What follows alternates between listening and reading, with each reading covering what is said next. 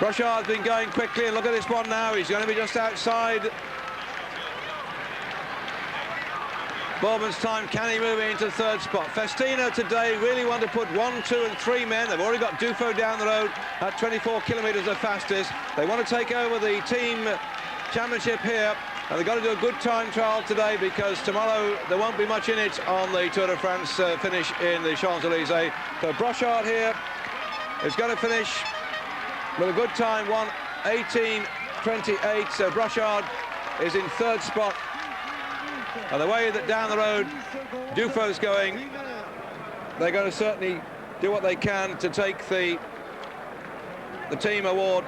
At the moment, they're lying in first spot, 15 minutes and 33 seconds up on the German Telecom team. Mappe back 48 minutes and 14.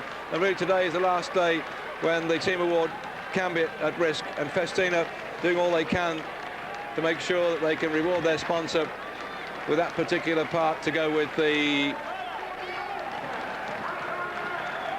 polka dot jersey worn by Ballon. What's Solano going to do here? Whizzing through Berzin's time. Olano's now beginning to move up. Olano is looking good now. He's going to come good towards the back end of the race. So Olano is now getting into gear.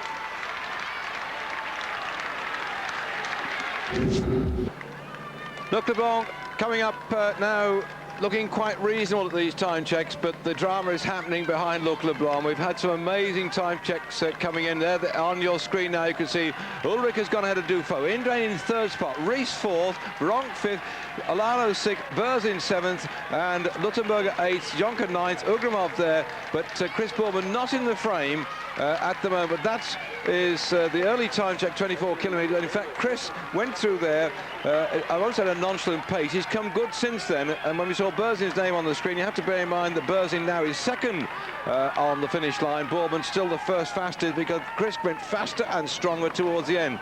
And time trialling is all about judgment, and if you go roaring off straight away at the start of a time trial, you can soon begin to struggle later on. So Chris has the next 25-mile and 50-mile record holder and time trial champion of Great Britain, and of course the hour record holder too, knows what it's like to get his effort over the 1 and a bit hour, and so he came good towards the back end, whereas many riders just rush off, then the sun gets at them, the heat gets at them, and they begin to lose strength, and suddenly they plummet downwards.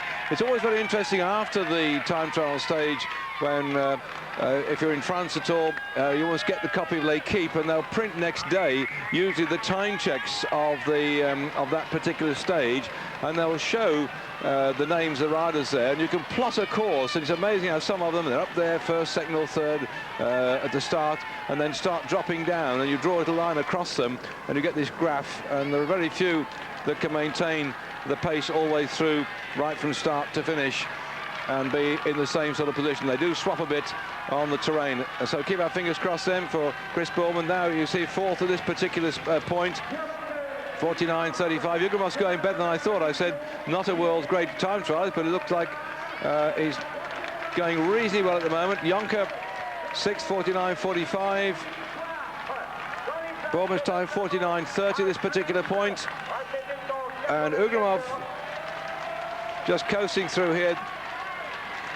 Actually, Jonker had been worrying me about how he was getting close to Bourbon's time, but this 49.30 that Bourbon had got at that particular point, he's 4 seconds down on Berzin, who used to be a teammate here of Ugramov, and in the end, Chris beat Berzin to the line.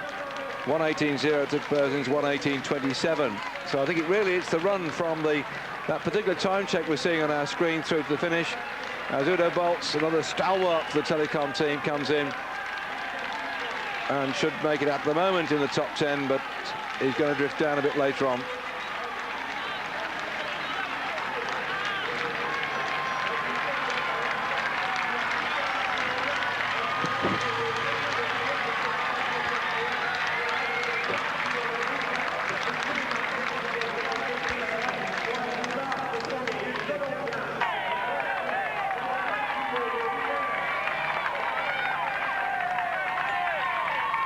It's amazing how this Telecom team has developed.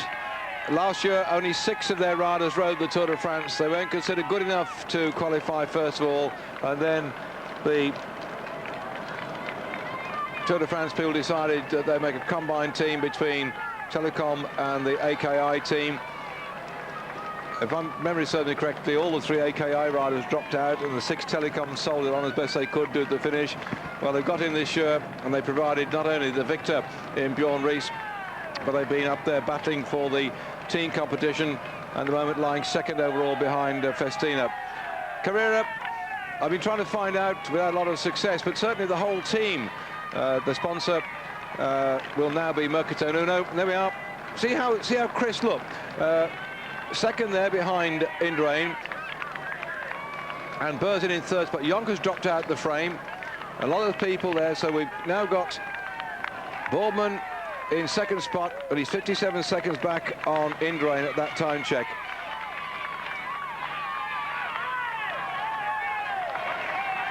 So I was saying that the Carrera team looks like it's being taken over lock, stock and barrel by Mercaton Uno. I'm not sure if Carrera are going to have any part in the team and whether they'll see their name as a sub-sponsor.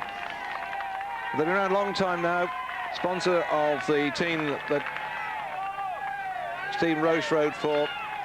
Of course, Claudio Chiappucci, and had he not had his bad legs, I'm sure it would be interesting to see how Pantani, after that superb ride last year in the Tour of Italy, how he would have fared in this year's Tour de France, which very much was towards mountain climber. Looking at young Luttenberger, it was a good mountain climber. Let's just look back at what the quotes were made at the start of the Tour de France. Miguel Indurain said it was very hard, very complicated. I think the first part in the Alps and Massif Central will be where the race is decided, and he was right on that, because it was the Alps and the Massif Central, particularly Alps, when he lost ground. He couldn't get it back in the Massif Central, and through there nobody really challenged the authority of Bjorn Ries. And actually Indurain said he didn't think the stage to Pamplona would be as hard as it looked, as we're now getting to 0.5 kilometres from the finish for Ellie. And that, those who watched our stage coverage that day, we were on air for 8 hours, will remember that Pamplona stage was hard. The reason it was hard, that Ries went away with 7 specialist mountain climbers at halfway through the race and really made everybody suffer. Escartin, followed by Alvaro Pino in the Calmy team car. And that funny little thing on the back there, that wire mesh up there, it's not a T-strainer. It is, in fact, as Escartin comes through here, that's the television receiver. Many of the team cars now equipped with a television set, which is particularly useful on the road stages. Not much use here today, but when they first started using them, the authorities said they were not allowed, and they were going to have to ban them. But now many of the teams are kitting themselves out with a TV receiver, so that the team manager can have information off the screen, which you can't always get off race radio.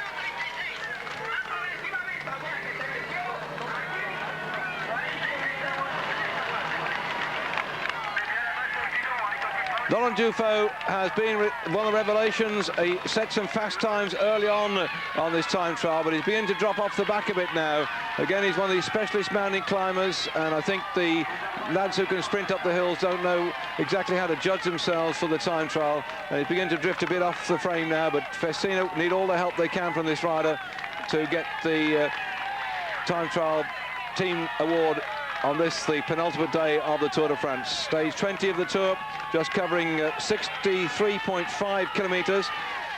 Heading out from Bordeaux, where Alain Juppé, I think he used to be the Lord Mayor at Bordeaux, certainly he comes from there. He's been there for a couple of days on the race, Alain Juppé, the French Prime Minister, watching this great race unfold. And another bit of information today for you, by the way. Eddie Merckx has been created a baron, I think is the word. It's certainly been printed as the word baron. He's been honoured in Belgium for his services to cycling, and he's now been elected to the hierarchy, I suppose you might call it. Two snippets of information for you while you're watching Eurosport, live, I hope, back in Great Britain. Hello to all you people, dotted up and down the countryside, holding with bated breath to see if Boardman's going to finish in top 3 places on this time trial. He's certainly come very good indeed. We're looking at some of the lesser riders here. Fernandez Jean, I said earlier on when we had him on the screen that he's better known as a mountain climber and couldn't quite make it. Duffield, our camera's not at the moment dwelling with people like Indurain or Rominger or Berzin, but with some of the other riders who've entertained me. Now looking back at Luttenberger, at that spot, 49.35. That was the spot where Chris Baldwin went through in 49.30. Berzin 49.26. Indurain 48.41. Now that's intriguing. Dufo's got his cycle computer actually on his top tube of his bike. I didn't notice that little embellishment. I saw them preparing the time trial bikes when I visited the Peugeot factory about 3 weeks before the Tour de France, and they were making some of these very special ovalized aluminium down tubes, very light and very strong. I didn't see how that they were actually positioning the computer on the top tube. I think it must be rather difficult to look back down there. The ideal place is on the handlebars. And they've come a long way since the old days of time trialing. You had a little Terriers clip, it was the company that made them, and you clipped a great big watch on there, probably weighed as much as the bike, I suppose, and used that to time. Which they only showed you the time of day, or the time that you're riding. It didn't show like today. They've got the pulsations shown on there, they've got distance covered, average speed, even, I suppose, what time the tea is going to be brewed.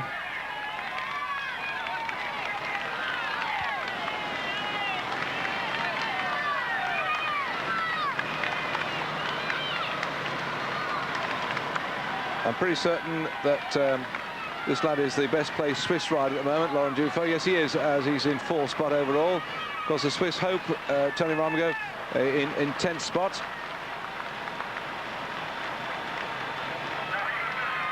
Yep, that is a close one. I told you about the ovalized aluminium down tube. Well, that's one of the bikes I saw being made.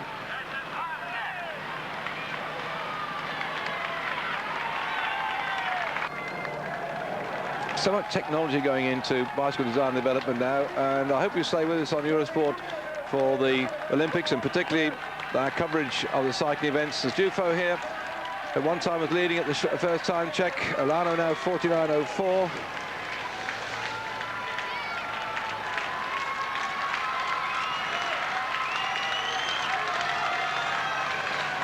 So he's drifting a bit off the frame.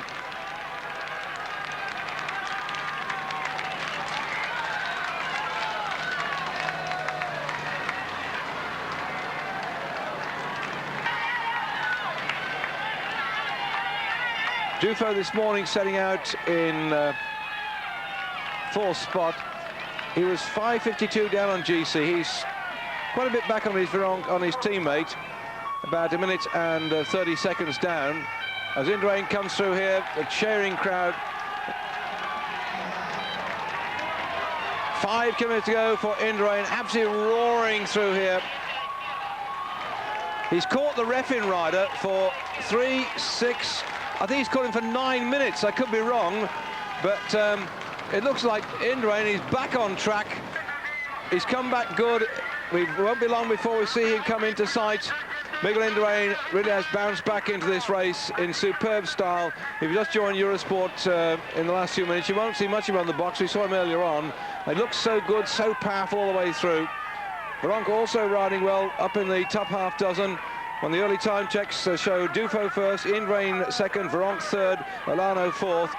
But that was early on, and things have changed quite a bit since there. Even also Ulrich at the 24-kilometer point had gone ahead of Dufo. But many of these later starters going a bit too quick to begin with, and I think that Indurain is going to set for us the benchmark for the rest of the riders that come in. Boardman's already set the time of 1 hour, 18 minutes dead, and it won't be long now before we'll see Indurain coming down the finishing straight to see what time he can do. Yeah, I think I was going to say to Stephen Roche when he was in Bordeaux that you ought to go into the Wild Geese pub, because it's an Irish pub there in Bordeaux. Fancy that, the centre of the wine industry, and the Irish have gone down there and they've got themselves a pub as well. And I suspect also they're up and down the countryside. They'll be waiting for the day in Ireland when they get the riders to come along to take the place of Sean Kelly and Stephen Roche. Sean Kelly, by the way, turned up for a couple of days down the Tour. He was down at Pamplona. Man who took the green jersey 4 times in the Tour de France. He's very much involved in the company Grip Shift out there at Telecom Shore in the mountain bike business, and he will probably be turning up at the World Championships, mountain bike championships. but we don't see much at cycling. And of course, if you're interested in the story of Sean Kelly, Bromley Video turned out a 2-hour video of the great Sean Kelly, and certainly I intend to watch that one through when I get back to Great Britain. And Phil Liggett doing a mammoth job talking through the successes of the bold Irishman. Bronx certainly determined to hang on to that third spot overall. Olano looking fourth at the moment. When I say third spot overall, I mean on general classification. Olano is way down in 9th spot on GC. And you've got quite a gap to close up on LeBlanc as at this morning's general classification. So scores are being settled. This is a great race. One of the best time trials I've seen for a long time, except perhaps the one in between Hui and Serang last year, when Bjorn Ries challenged the might of Indurain by going through the 49-kilometre point 5 seconds faster than Indurain. He collapsed to 12 seconds down at 54 kilometres, but now Ries, starting off last, will have the advantage of the time checks against Indurain. He said he felt, Ries, last year, that had he been riding behind Indurain, he could probably have won that time trial into Serang, but Ries is like that.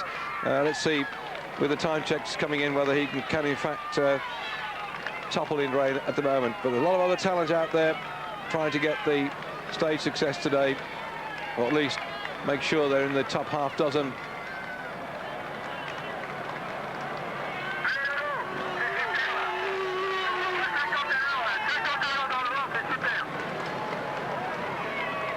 Team manager, or assistant team manager, because the main team manager will be with Richard Veronk. This looks like Jonker now has been setting some fast times early on. Oh, in fact, it's Ulrich, my mistake. I looked at the pink down there. It looked like the colours of Telecom, but it isn't. And this fellow's also been setting the fastest time. It looks like he's going to come through here ahead of Indurain. 47.52. Puts Ulrich into top spot. Well, I thought as we had the first time check at the 24-kilometre mark, when he was first ahead of Duffield, that he might fade, but he hasn't. He's now taken the lead. But what is his teammate Bjorn Ries doing? He'll be the next man to come through this time check. Next and last man. Bjorn Ries 3 minutes after Ulrich on the road.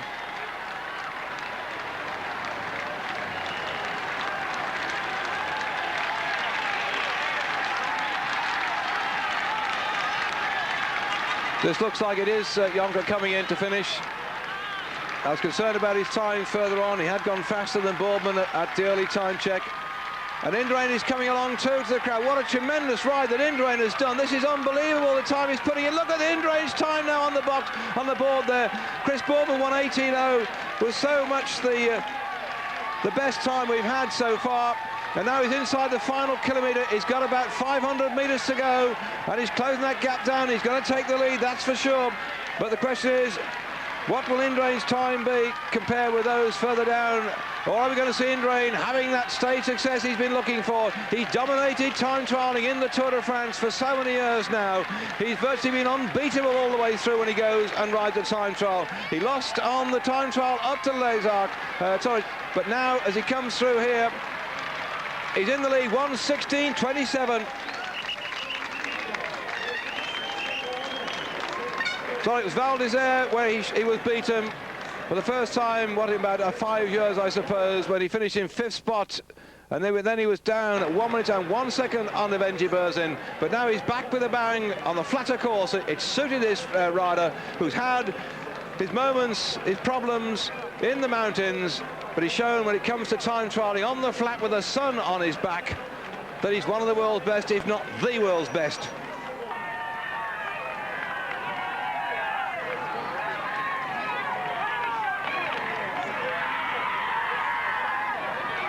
Veronk 1 minute down. I say these mountain climbers, there's always been the problem. They can punch holes in the opposition in the mountain. When you get big people like Indurain and Ries who can ride the mountains. Then when they come to the time trials, even though the mountain goats may have pulled some time out of them in the mountains, they can usually fetch it back in the time trials, and that's what it sort of evens the thing out. Somebody did an article some years ago, or last year or the year before, where it went back over the last 5 years of the Tour de France and extracted the time trials, and certainly Indurain was not then in the frame of the yellow jersey victor, but Indurain's sufficiently good. He could also win stage, I suppose, he bothered, but he just rode with the mountain climbers, and the time trials just made sure that he could take all the time out of the mountain climbers. It's getting the balance in the Tour de France, and I think we've got it this year. We've had a tour which has had mountains, which has given the mountain riders a chance to go some. We've had a mountain time trial as well, which gave the mountain climbers a day of glory. And now we've got towards the back end of the race, a proper flat time trial. We had the distances of the time trials together this year. It's been shorter than we've had in some previous years, and also we've dropped the team time trial. So it's level the playing field, if you can call the Pyrenees and the Alps level. It's level the playing field between the mountain goats and the big people like Bjorn Ries here, who can time trial. But Bjorn Ries showed this year he can also ride with the best of them on the mountains, on the flat. And right now, though, he's looking like he's struggling here. It looks like he might not get a stage victory. He just said at Huisarang he could have beaten Indurain, but he's got to go some now, because as he goes through his third, 48 minutes and 48 seconds. And Indurain's time was 48.41, so he's 7 seconds down on Indurain at this time point. A lot of work to do for Bjorn Ries. He's right on the limit. He's got to go some to win the stage.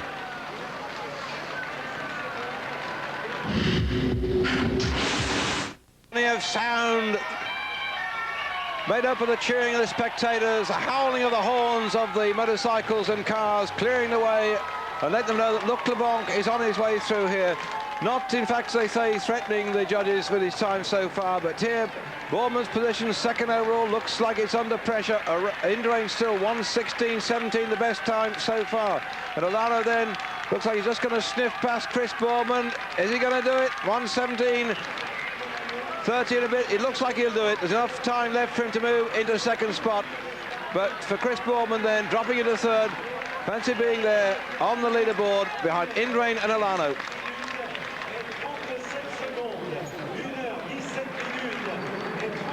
We've also seen, whilst we've been having the advertisement, the finish of Tony Rominger finishing in 1:18.18. So the results at the moment, or at least the position at the moment, Miguel Indurain in the lead, 1 hour, 16 minutes and 27 seconds, 1:16.27.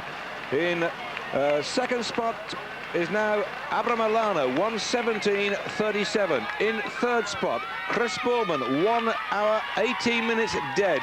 In 1, 2, 3, 4 spot, Evenji Berzin, 1:18.27. My mistake, Rominger 1:18.27. Berzin is 1:18. Let's start again. Indurain first, 1:16.27.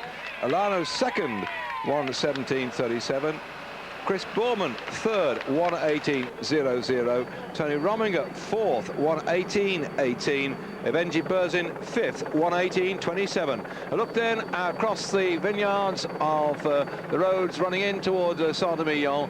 The vineyards, when they're down on the flat like this near the road, that is where I think they call the appellation the village. As you go further up and you look there on your screen, Olano, Duffield, Bourman. Duffield still could present quite a threat, but Bourman, Rominger and Berzin have been changing place a bit as the time check has been coming in, as now Bjorn Ries works his way through the vineyard. In fact, it's often, the vineyard's the most important factor in producing really quality wines. It's possible to make you can grow wine anywhere, but the great growth just has to come from a vineyard that's located in the right place on the right soil type.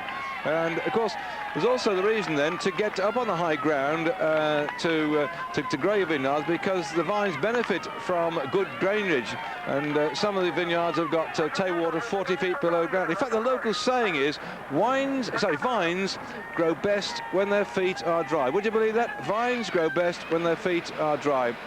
And in fact, when the Romans introduced the vine into this area, they planted vineyards direct onto rock and dug shallow trenches to fill them with soil. So that's why sometimes down the bottom here on the flatter parts, it's generally conceded that the vines do not produce the quality of the the grapes which come further up the edge of the hills. So, of course, a lot of skill thereafter once they pick the grapes and what you do with them. And if ever you get a chance to go and visit the caves, and see the traditional winemaking going on, they also have to pick the grapes at the right time. In fact, the Australians have now come over and we started to buy up some of the French vineyards. Imagine that, you know, the Australians learned to make wine from the people who immigrated from France and Italy and Germany, and they're using great technology now, the Australians, and they've got the whole industry which is supported by university input, and they started buying some of the traditional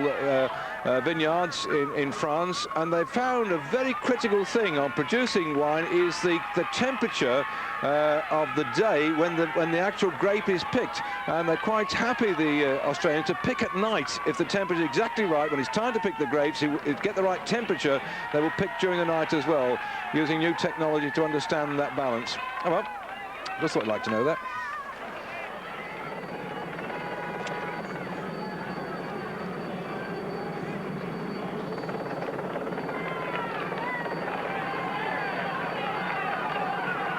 Unless Bjorn Rees pulls something out of the bag, I can't see that he's going to get this time trial, but that is fair comment from me, and usually turns out to be totally wrong. So perhaps he'll come good towards the back end. He has been strong throughout the race, but he's been really riding hard the last day. Yesterday, like the day before, it wasn't too bad for him, but he rode hard in the Pyrenees, and now against the watch, he's on his own. I think he would like to have hammered home his authority by getting the time trial victory today, but he's got to go some, because the times we've been seeing have been absolutely phenomenal, particularly from Mr. Indurain himself, who, with the sun on his back, has recorded 1:16.27 for the 63 kilometres. Bronk putting in quite a sterling performance here, still maintaining his third spot overall.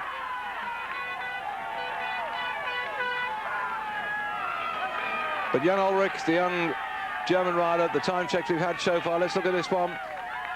We haven't got the times yet on that board of Rees and Ulrich, because Ulrich started 3 minutes after Veronk, and Rees a further 3 minutes after that as well.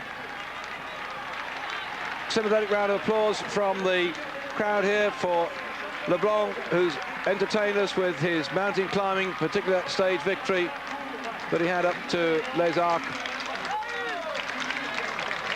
There's no love lost between Veronk and LeBlanc, but today they're on their own, they can ride their own race, and I think Luc would be the first to admit this is not his world's greatest performance to ride time trials. He's wearing the rainbow bands of world champion on his jersey, having world champion in 1994, and somehow he and Veronk can never work together, I think, which dates back to that world championship in 1994. Over the top then of the 1 kilometre climb of the Côte de Saint-Etienne, and there Ulrich at the 52 kilometre time check has pushed Indurain back. That man Ulrich is a revelation. The gap between Boardman and Duffield, 5 seconds, so Chris may still hang on to that 5th spot. And Rees now has got to really pull something out of the bag if he's going to win this time trial. One cannot imagine that the young rider we're watching now, Ulrich, can pull nearly 4 minutes out of Rees on a time trial like this. But I think we're looking at a new up-and-coming talent as far as bike racing is concerned. The Germans have threatened so long to produce talent. They've been developing them slowly but surely.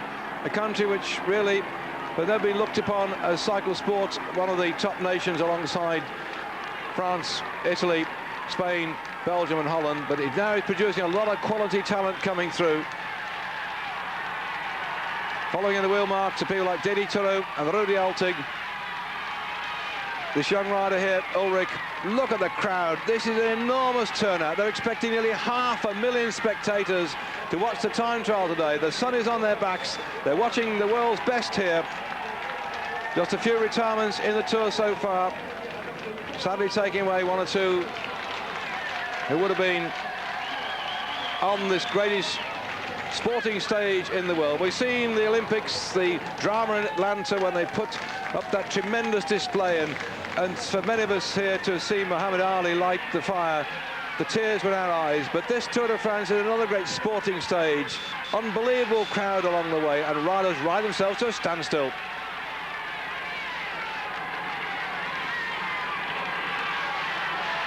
Ulrich receiving here a hero's welcome. He's had to ride for his team leader, Bjorn Riis, but somehow I think that if this man was giving his head sometime in the future, we're likely to see a possible Tour de France winner. This man actually you're watching now was actually fined for speeding in Berlin by the Berlin police. He was doing 42 miles an hour. Mind you, he was behind his brother's motor car at the time, and they pulled him over and gave him a ticket. Well, he's flying along now. He's setting the fastest time as Ugrumov comes in here just outside the top 10. Entertained us in the mountains. We didn't see much of him early on because he was struggling to get his form. One of the older competitors, I think about 35 years of age. I presume he may well come back again next year because some of these mountain climbers love the roads when they go up. Not at home today on the flat, but for Ugrumov, no chance of getting the stage victories as he did in the Tour a couple of years ago. Back-to-back stages he took then when he romped up the mountains, particularly that one up to Val Thorens. Brilliant ride.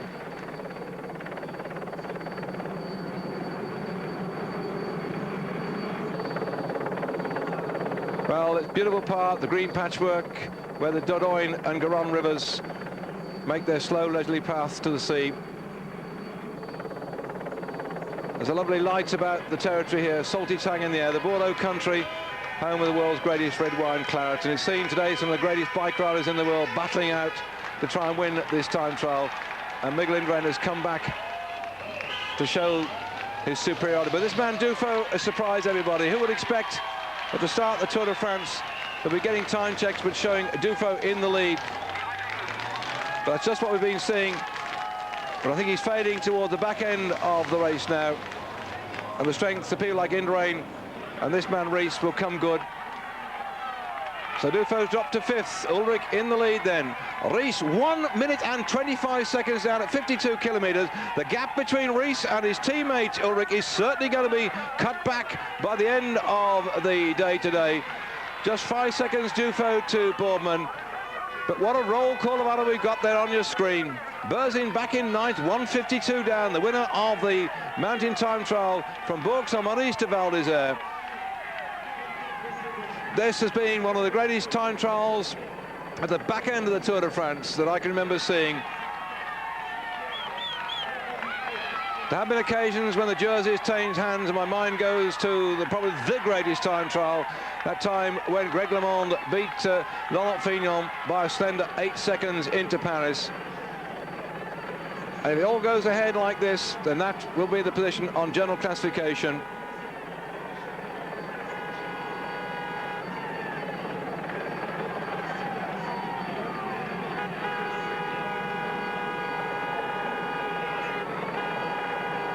I'm just checking against my list here, and in fact it doesn't change the places at all, but some of the gaps have narrowed down considerably. And the amazing thing is, of course, that Ulrich is closing up on his captain. Riis is rolling up here on an enormous gear.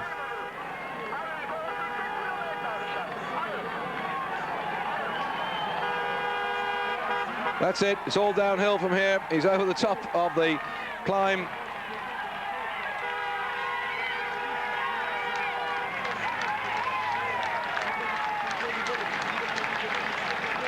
I think he'll be happy with that one.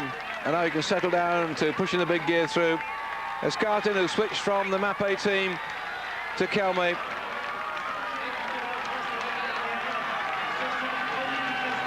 Will still, I think, overall keep his 6th spot. He's ridden courageously, considering the fact that Kelme was slimmed down. They lost one of their top men, Bruno Ora, who won the most competitive rider in the Tour Award last year when he crashed out early on in the race and had difficulty staying the pace and retired. So for Kelme then, he finishes after Bruno Ora abandoned on stage 1 and Corbino, his team leader, abandoned on stage 2. But they had their moment of glory, did the Calme team, when Chepe Gonzalez, the Colombian, took that stage victory. Chepe, who left school at 9 years of age to work with his mother in a shop to support his 6 sisters, then got that first prize of 50,000 French francs, and he knew he made his day for himself and for Calme. Luttenberger, the revelation of the Tour of Switzerland this year, when he took the stage victory, about 2 or 3 days to go, kept the jersey into the finish. He had a bad year last year. He crashed out, he had problems. He even had problems to start this year. But I'm sure we're going to see more of this young rider, Luttenberger. He can climb. What he has to do then is just to learn to time trial a little bit better. But certainly, the way he went up the Alps and the Pyrenees, we have another mountain climber from the Italian squad career, now changing over to Mercato.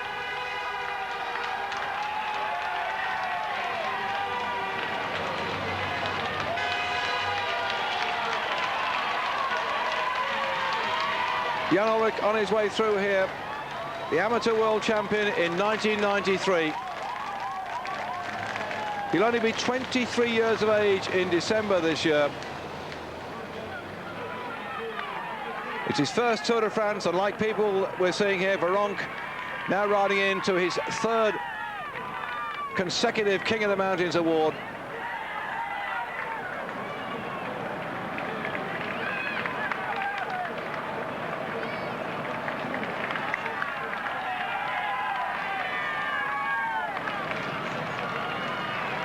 The Festina team have ridden hard in the mountains.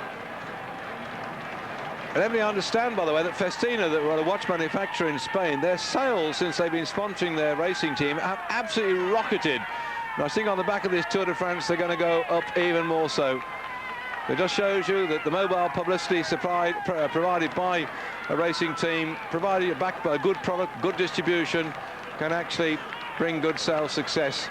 I remember reading also some figures about Gewiss, how they only make, they make switchgear, electrical switchgear, and how their sales have rocketed ever since they've been involved in cycle racing. And here comes the other man from the Festina team, Duffield, who set some of the fastest times early on. Racing on in here, is he going to beat Chris Boardman's time? It looks like Chris may be pushed down. One more slot by Duffield here. 1:17.50, just 10 seconds. He's going to 3rd spot.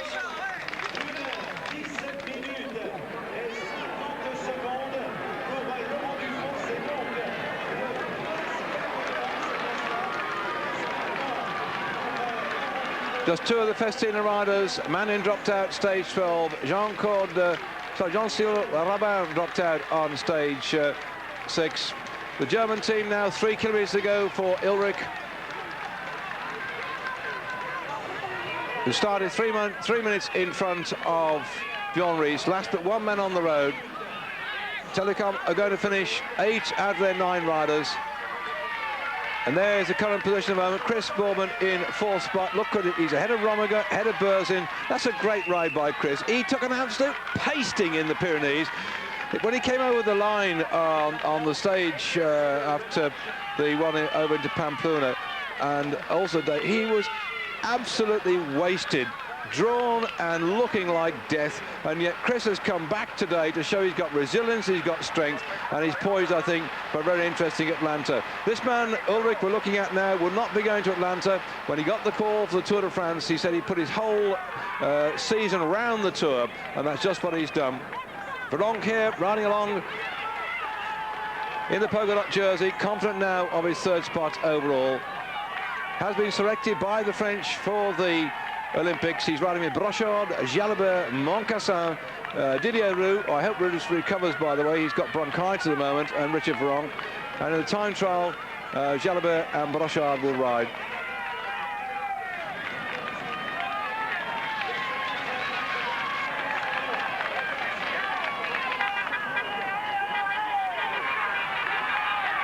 One kilometre to go for this very popular man in France. Tactically, he sometimes may commit mistakes, but when it comes to riding, when the mountains go up, there's nobody to touch him.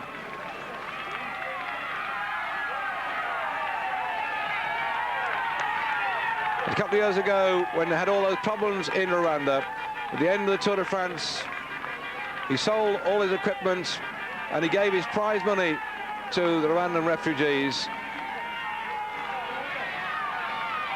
An amazing character who may next year concentrate his challenge on going for the yellow jersey.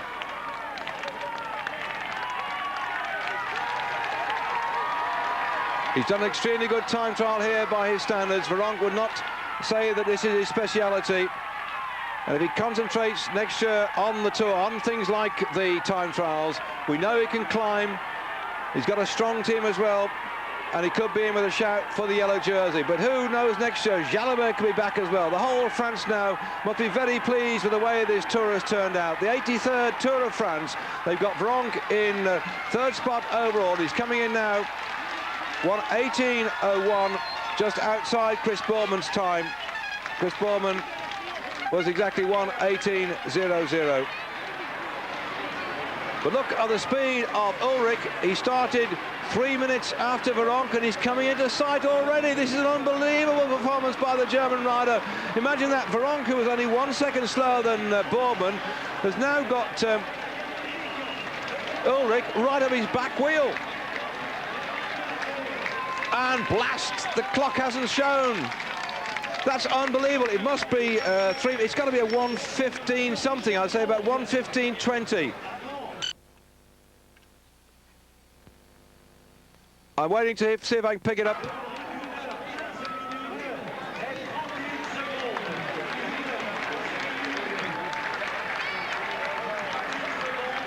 (15:31).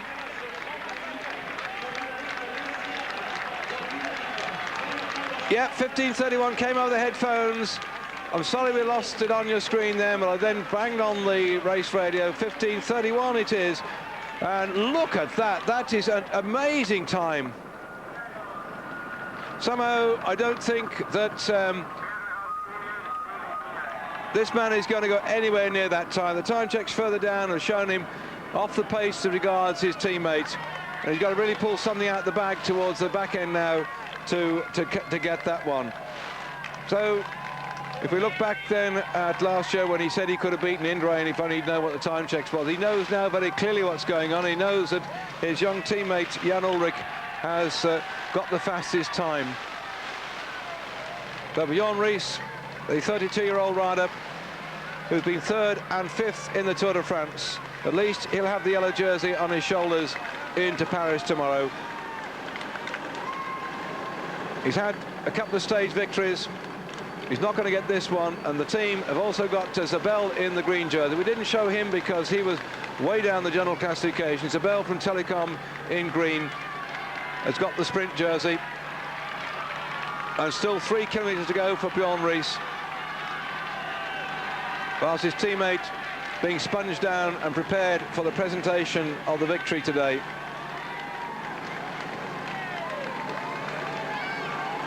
It certainly worked in Ries's favour when he left the Italian teams. For years he'd ridden with people like Arastia, and of course last year with Gavis when they had more chiefs than Indians really.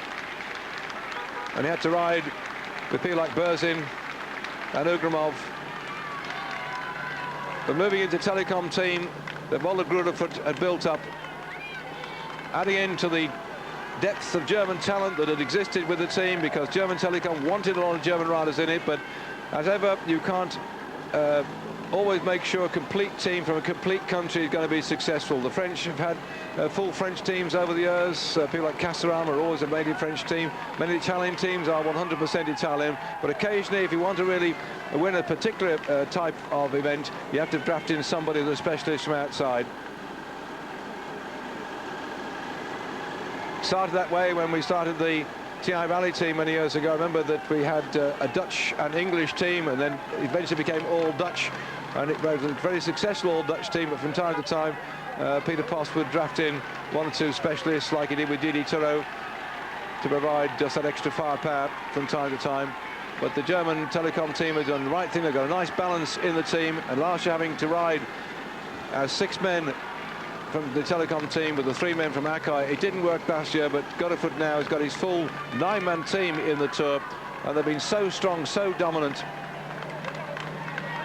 Just 2 Danes in the Telecom team. Bjorn Rees, you see here, and Brian Holm, who's been suffering with some stomach trouble during the race, has also been riding very well indeed. So let's give a roll call of honour then upon the Telecom team that have helped this man in the yellow jersey. We've seen them driving away on the front.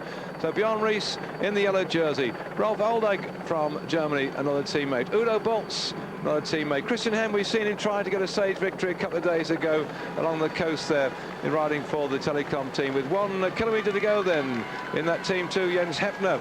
Brian Holm, I've mentioned him. Jan Ulrich, who's just won the stage today, and Eric Zabel, the man in the green jersey. So what a roll call of honour then for Telecom, with Walter Godefroot, the team manager, and Rudi Pevenage, the assistant director.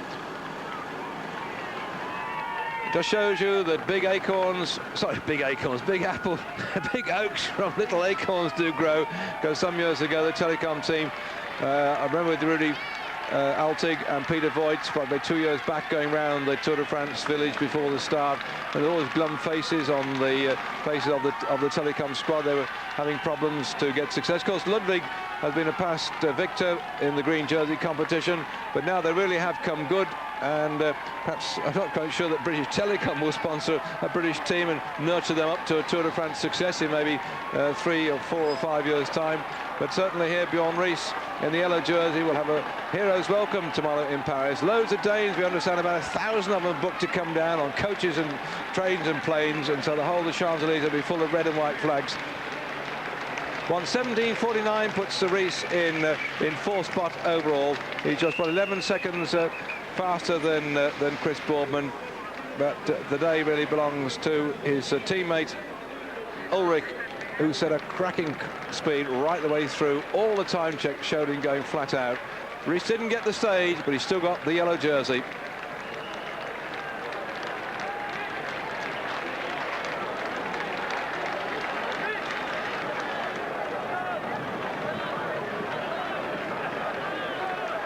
Well, at least he didn't beat Indrain either, but Ulrich is a victor today, and I hope we can bring you the presentation on the podium after this short break coming up. Don't go away. Be back in a moment. Which is right out of the top draw by young Ulrich, the world champion in 1993 as an amateur. He was allowed the freedom today, which has not been given to him in the race so far, when he's been riding so hard for his teammate and overall leader on general classification, Bjorn Rees.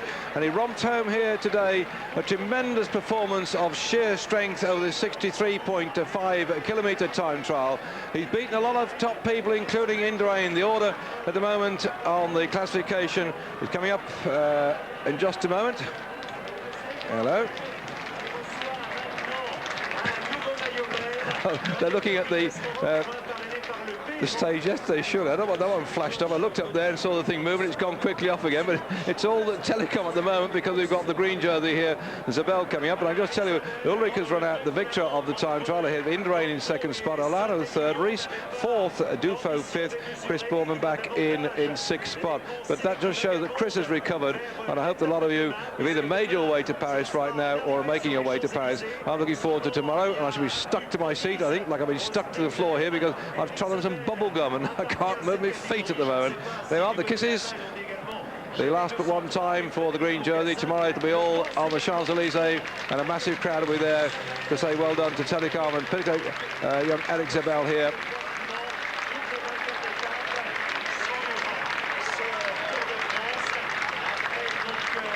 Let's look then at the stage ranking yet again, and that's it as I read out to you.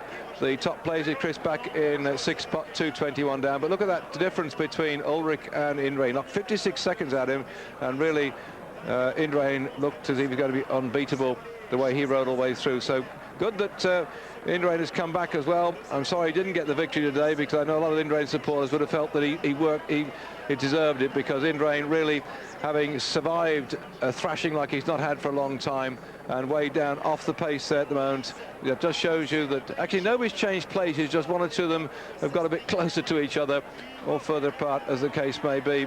But off that list then, the 11th spot was Miguel Indrain, He's not in the top 10. He's still off the 11th spot. And this man has dominated the race right the way through since he took the yellow jersey on that stage into Sestriere.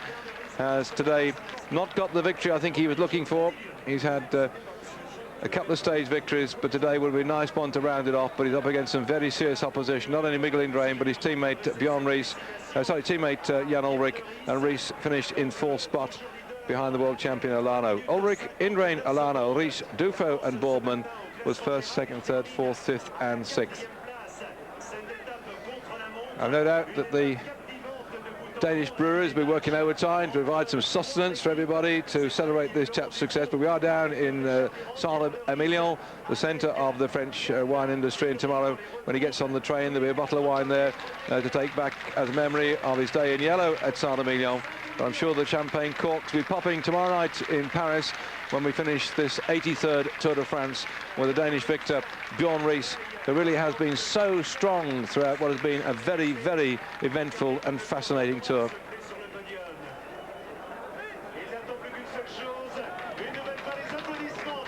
A look back then at him rolling off the start line here, on his way to create history, the first ever Danish rider to win the Tour of France. He's had a 3rd, he's had a 5th. His compatriots in the past have won stage victories, but right now Bjorn Riis going into the final day. You can see on your screen 1 minute 41 seconds ahead of Jan Ulrich. He'll be under no pressure at all tomorrow from Ulrich. It's going to be a ceremonial lap of honour on a course which takes him out from the start on the southwest side of Paris. It's quite an easy start for people living in Paris to go out and see, and I'm sure there are going to be swarming masses of people to watch the stage. And the French particularly are going to be rather overjoyed, I think, with the triple here as far as Veronk's concerned. His 3rd consecutive polka dot jersey in the Tour de France. Disappointment still hangs over France with the way that Jalabert, who was expected to challenge for yellow, had to go out the race with serious stomach trouble and stopped him being at the top level. Champion, the supermarket group, once again sponsored this section of the competition. They've done it for some years now. They're back in action again next year, sponsoring the same competition. And what a champion performance we've seen from Richard Veronk.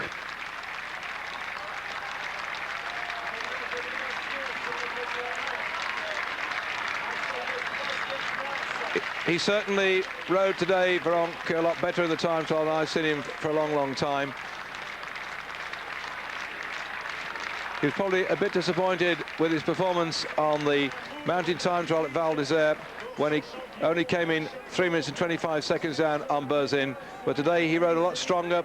He's obviously matured as a time trialist, and that will certainly help him in the future. Riding for Festina Watches, who are leading on the overall classification as regards to the team. That again should not be dislodged, I don't think, by the time we get to Paris, but it'll be a close run thing, because right now with Ulrich and Rees doing so well in the time trial, the gap this morning was just 15 minutes and 33 seconds between Festina and the Deutsche Telecom team, so I'll have to wait for confirmation of the result of the team, but it could be under pressure tomorrow. Well, I'm David Duffield, and I've enjoyed yet again, I say, commentating to you and bringing you all the action from the Tour de France. To all my friends up and down the countryside in Great Britain, do join us tomorrow, and particularly those of you who are at the Millstone South Gosford, where Joe Woff, the ex-milk race rider, King of the Mountain, will no doubt be very interested in watching the way that that Richard Veronk has taken part in the race so far. I'll go off air so you can just listen to this now. Extra drauf getreten und ja, ich bin überglücklich. Yes, you can understand that. It's been excellent. I'm very happy. I think he's happy too. Das gelbe Trikot in den eigenen Reihen, da verblasst vielleicht ein wenig dieser 2. Platz, aber ich glaube, da haben Sie keine Probleme mit. Ich habe da überhaupt keine Probleme mit. Bjarne ist bei uns im Team und Bjarne hat wahrscheinlich... Yeah, they're asking him here then if there'd been any problem with the fact that the Danish rider was in yellow and that he would be threatening for the yellow jersey, or should be threatening. He said, no, there's no problem. Ich habe eine Etappe bei der Tour de France gewonnen und bin jetzt hier Zweiter gesamt. ist unglaublich. Kurt Stöpel 1932, das ist 64 Jahre her. A bit of noise coming up now. I can't follow that one. We're going now to look at the slow-mo replay of the man who's won the stage. We're coming back on air tomorrow at 4:30 Central European time. And also, of course, after that in the evening, we're bringing you the women's road race from Atlanta. And coming up next, more action, though, from Atlanta, the women's shooting. And so this is David Duffield signing off. Be with you tomorrow. À demain. Au revoir.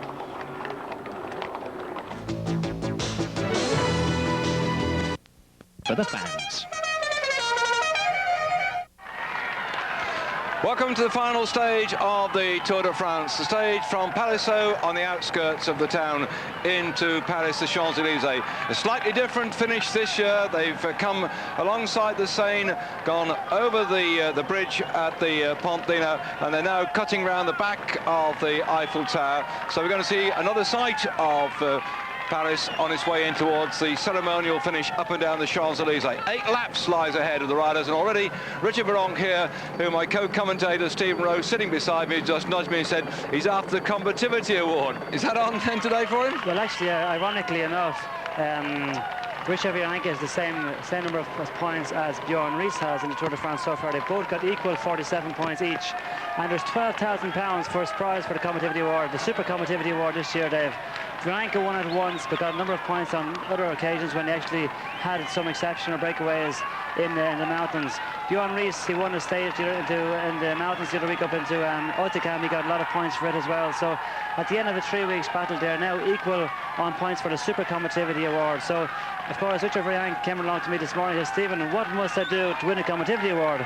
I said, well, Richard, you got to take your backside up and go and do something. And I'm sure there's 5 members of the jury. Each member have 10 points each to give to whoever they think. So all he wants is 1 point from one of those juries, and he gets he can bypass Ries, because you can imagine I can hardly see Bjorn Ries actually attacking today in the Champs-Élysées. So it's really between this guy here, Richard Virenque, or Marco Bartoli, who is actually only 3 points behind Virenque. So I'd say later on in the day we'll see Bartoli from the Brescia team actually attacking.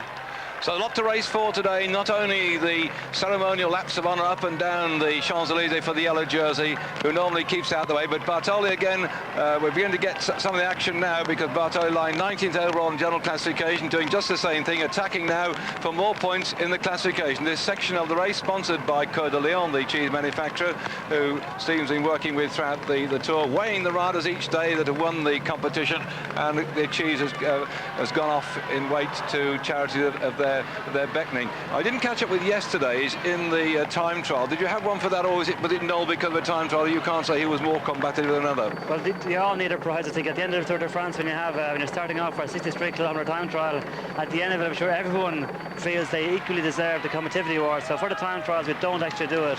But there will be points given today for today's stage, but they'll only take into consideration concerning the overall classification, but there will not be an individual Combativity Award for today's stage. And it's Bartoli that's trying to get away. We saw Virenque already having a go on the front. And looking back at the time trial yesterday, Stephen, I was very staggered, not staggered, but I thought what a great ride Virenque did in the time trial, finishing 7th just behind Chris Boardman at 2 minutes and 30 seconds, only 1 second behind Chris Boardman. Now, that one out of the top draw as far as Virenque's concerned. Oh, by the way, I must butt in here as they're nipping along here. I think we're going up towards the Pont d'Alma. Yes, so now they turn right and left, somewhere on the right-hand side here, where they're going parallel. And we're right now. They've confused me with the direction. I thought they were going near the old Cognac J, where Eurosport used to have its headquarters, but we're not. We're going hammering along here with our backs now. Sorry, heading towards the Champs-Élysées, but they're still going to turn sharp right and go past the assembly buildings. That's a novel way they've come in today. I managed to enjoy this view of Paris. We don't normally see this, how beautifully laid out it is, this city where Haussmann redesigned the city so many years ago, and these lovely buildings and this massive crowd that turned out. It's enormous, and along the Champs-Élysées they've been entertained by the cavalcade going up and down the Champs-Élysées. The Danes are out in force, the flags of the nations are waving, and Bartoli looking for that Combativity Award. But I did butt in there to say that I think Virenque really yesterday, to me, did one of the best time trials I've ever seen him do. Well, I spoke to him last night to to find out what actually he did different to previous years, because anyone that knows, or anybody that's been following Tour de France or any of the major stage races, Vineyard is by no means a tour time trial rider. So when you see him at one stage, only 24 kilometers, only 5 seconds down on Miguel Indurain, who at that time had the best time on the road before, of course, Rees and Ulrich left at the start. But it was an incredible time for him, and he said, well, Stephen, I think what happened was I had memories of last year's time trial in my mind when he was before the stage of the time trial, he was lying second or third overall, and he actually went down to 4th or 5th overall because of a super time trial by Ugramov and by Pontani. So he said, I've worked so hard in this Tour de France for a place on the podium. I've dreamed about it every night. I didn't want to see it just be taken off me because I was weak in the time trial. So yesterday in the time trial, I was very much under pressure, but I was like a man possessed. I didn't want Laurent Defoe, my teammate. Okay, he was in my same team, it was good for the team, but at the same time I felt that I'd ridden well enough on the Tour de France to have this third place on the podium, because every year is another year. So this year I'm close to the podium, but next year who knows. So at least this year, if I can get the Mountains jersey, I haven't won the stage, but if I can finish third on GC, it's good enough for myself, it's good enough for Festina. Well, running into his final day on the Tour de France, the overall leader wearing the yellow jersey, Bjorn Rees, 1 minute and 41 seconds clear of Ulrich in second spot. Richard Virenque, we've just been talking about, is third at 4 minutes and 37 seconds. We seldom see a change on the final day of the Tour de France in respect of the yellow jersey. It has happened when we had the time trial here in '89 when Vineyard lost by 8 seconds to Le Monde, and back before that I think it was Janssen on the time trials too when we had the run-in which changed things. But now it's all down to the honour, the glory of thundering along the Champs-Élysées and showing your colours and your sponsor in front of the crowd that are there. Running alongside the Louvre, we normally have gone, as the rider's coming towards us now, we'd normally turned sharp left and gone under the Louvre and then popped out the other side, right opposite the statue, the golden statue of Joan of Arc. And I suppose the Brit, I shouldn't mention that, but we normally come straight out there. But we're going on a much longer route now, right alongside the Louvre, which has been very much restored, by the way. They've been working hard on the outside and the inside, and that great museum, which takes days really to go around, is now lying to the left-hand side of the riders. On the far side of the top of the riders is the same that they're running parallel along now. So a novel finish for them this year. It's actually strange, Dave, here to see in our picture here that Frankie Andrew has been joined by Johan Museeuw. I would have thought that Museeuw would have been saving himself for the final sprint, because as anybody has been following the Tour on Eurosport this year, the Mapei riders have done nothing at all in the Tour de France this year. They've come with great ambitions, great expectations, hoping that Rominger was going to do something, hoping that Orlando was going to do something, and finally they've all been wiped out. So I would have thought they would have been trying to keep certainly Museeuw in the back pocket for the final sprint, but Museeuw now is going ahead at a very early stage in the race. Perhaps he's worried about the sprinter specialists who've been dominating the flat stages so far. We've seen stage victories from Zabel, a couple of those, Moncassin, 2 he's got stage victories, and the great Abdul Japarov, who didn't win his stage from a sprint. He galloped out and left them. A remarkable performance by Abdul Japarov, not to wait the sprint, but he has won twice on the Champs-Élysées in the past. So I suppose we feel like Blyleven still, who missed out the other day in the sprint when he could do no more than 15th place. Perhaps Museeuw here decided that he better go on an early, long, lone break to see if he can get away from him. But you know, when you've still got 8 laps to the Champs-Élysées, this does, as you say, Stephen, seem to be a strange mood. Well, you see that here the riders go away, but the peloton keeps staying at the same speed. I mean, the peloton is riding at an average speed of in around 55 kilometers an hour, whereas like anybody that attacks, they may attack and their speed themselves may go to 60, 65 kilometers an hour, but it's impossible to maintain that speed for very, very long. So they're going to 65 kilometers an hour, and eventually they start slowing down. But as the peloton is going the same speed consistently, they catch the front group all the time. So the Tour de France, when it arrives in the Champs-Élysées, just to put you in the picture, if you can imagine, like, these riders have all got some 4,000 kilometers in the legs. They've all got 21 days racing. They've had the first 10 days in the rain, the last 10 days in the super hot conditions. So they're all very, very tired indeed. It's Saligari, is it? Anyway, they're all very, very tired indeed. But as they get in towards Paris, they see the Eiffel Tower. It's the last day. The riders this morning would have taken out clean shoes, clean socks, clean shorts, a clean jersey, and they'd have had in their mind, this is the day to show it all, so we're going to do it in front of everyone today.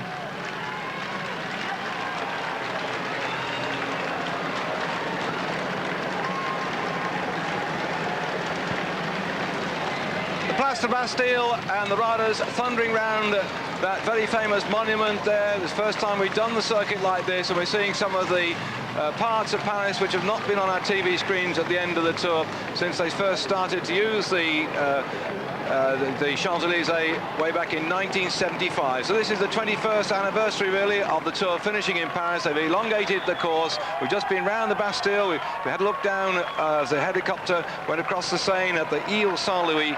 And so now, at the moment, the riders really have a ceremonial tour of the town. And as we're watching the racing here, they're jumping all over the place. And Stephen has just thrown his arms up in amazement to find Zabel in there, eh? Well, Zabel, like, he definitely has the possibility of winning the stage today. Like, he had a great second place yesterday. He was very narrowly beaten by, on Friday by Moncassin, and I'm sure he'd love to win the stage here in the Champs-Élysées today. Even though he isn't in the front there today at the moment, he is possibly defending for helping defend the jersey of Bjorn Ries. But at the same time, there are 7 other riders in the team who can actually be doing that kind of work. So I would have imagined that Zabel would have been saving himself for the final sprint. But it's confusing sometimes. We saw Musillo a few minutes ago, who's a very good sprinter, who would have a great chance in the finish. Now we see Zabel in the front. So maybe the sprinters are thinking differently today. Maybe Zabel is afraid that maybe a group might get away. Maybe he's afraid that if it does come to the finish, maybe Moncassin might beat him again.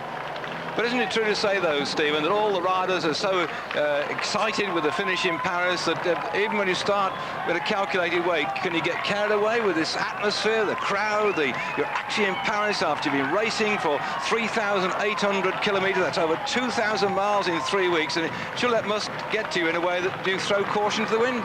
It does, definitely. Like, there's some of these riders, you can talk to them this morning, their eyes are in the back of their heads and their legs feel like they've been gone to the desert and back, and there's a hot weather and everything else. But all of a sudden they get in towards Paris and they're just totally revived. For the riders on the tour that are left in the tour to get away in a breakaway group and to be able to ride in front of these hundreds of thousands of people here in the Champs-Élysées, it's an incredible feeling for them. They just don't feel their legs, and we'll see that in a few minutes as you arrive on the Champs-Élysées itself. The speed on the Champs-Élysées is just incredible. The average speed on some laps of the Champs-Élysées could be even up as much as 60 kilometers an hour average speed.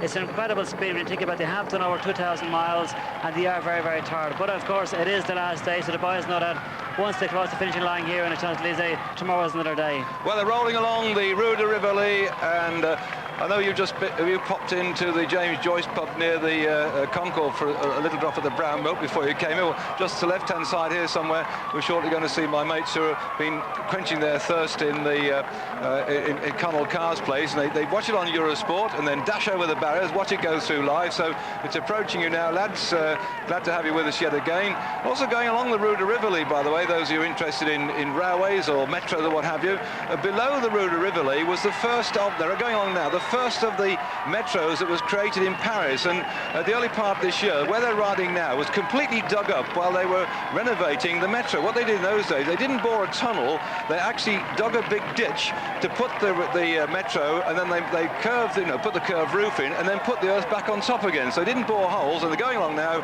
over what is the oldest metro line in Paris. I think probably the oldest in the world. I think just that little left-hand side there might be the way into where the mates have just dashed down from Connell's pub. Hello there, good to see you here, and this massive crowd. Already we've got a little 4-man breakaway group as they thread their way back into the Place de la Concorde. They'll be switching left and then right and heading straight up the Champs-Élysées across these famous cobbles here, and the conditions then so much better for the Tour. The sun is shining on the backs of these riders than it was when we started 3 weeks ago in the damp and dismal conditions in Holland.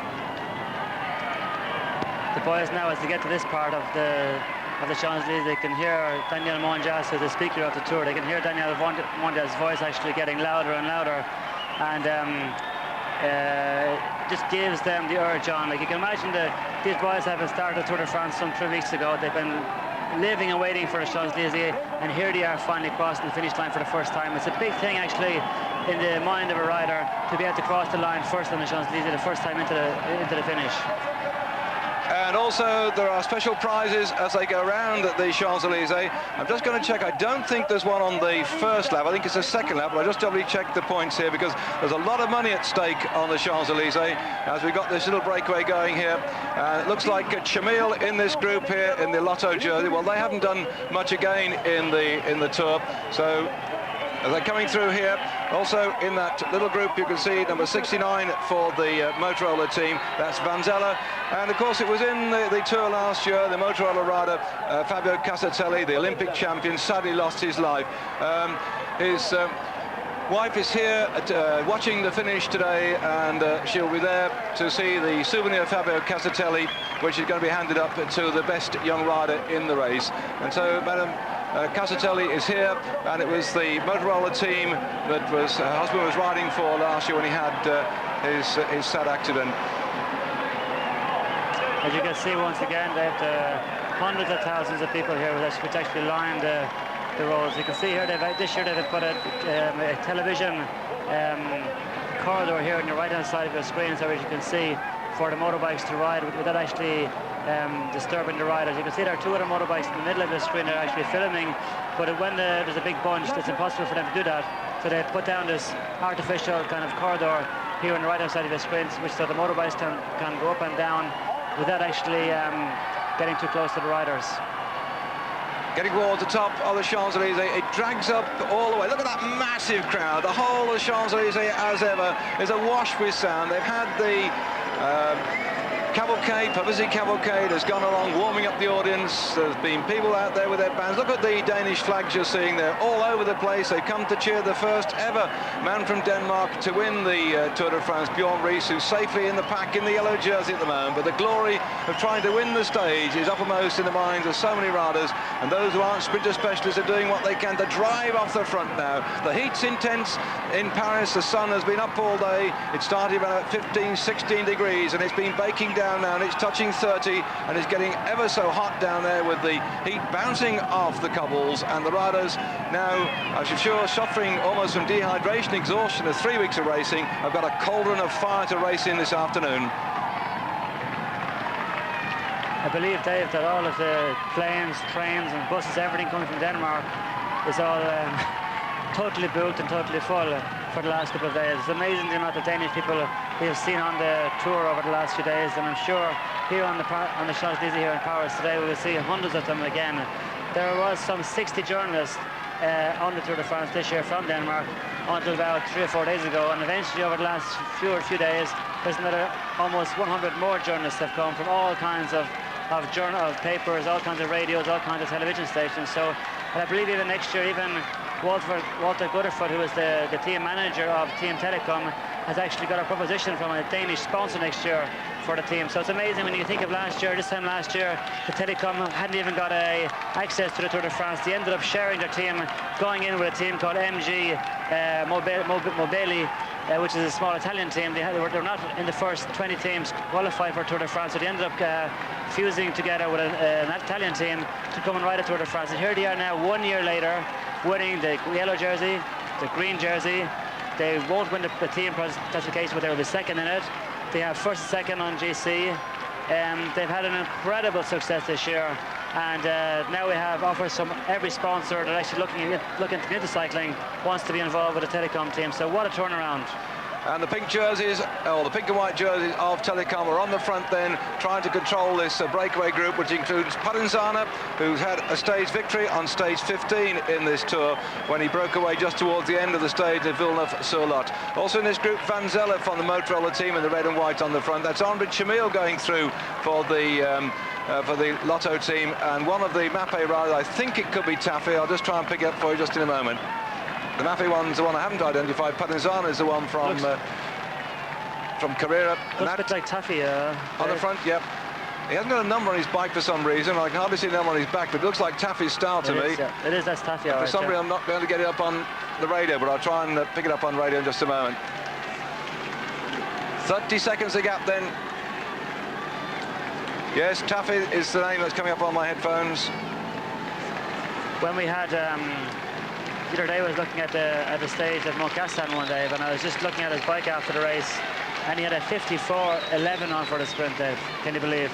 54.11? 54.11. Okay, they said it going very fast, but when you remember the great sprints of battles between Sean Kelly and the Van der Poels and the Van Poppels and the Van der Ardens, where Sean mostly rolls 52, 53, 12, 13, this kind of a situation.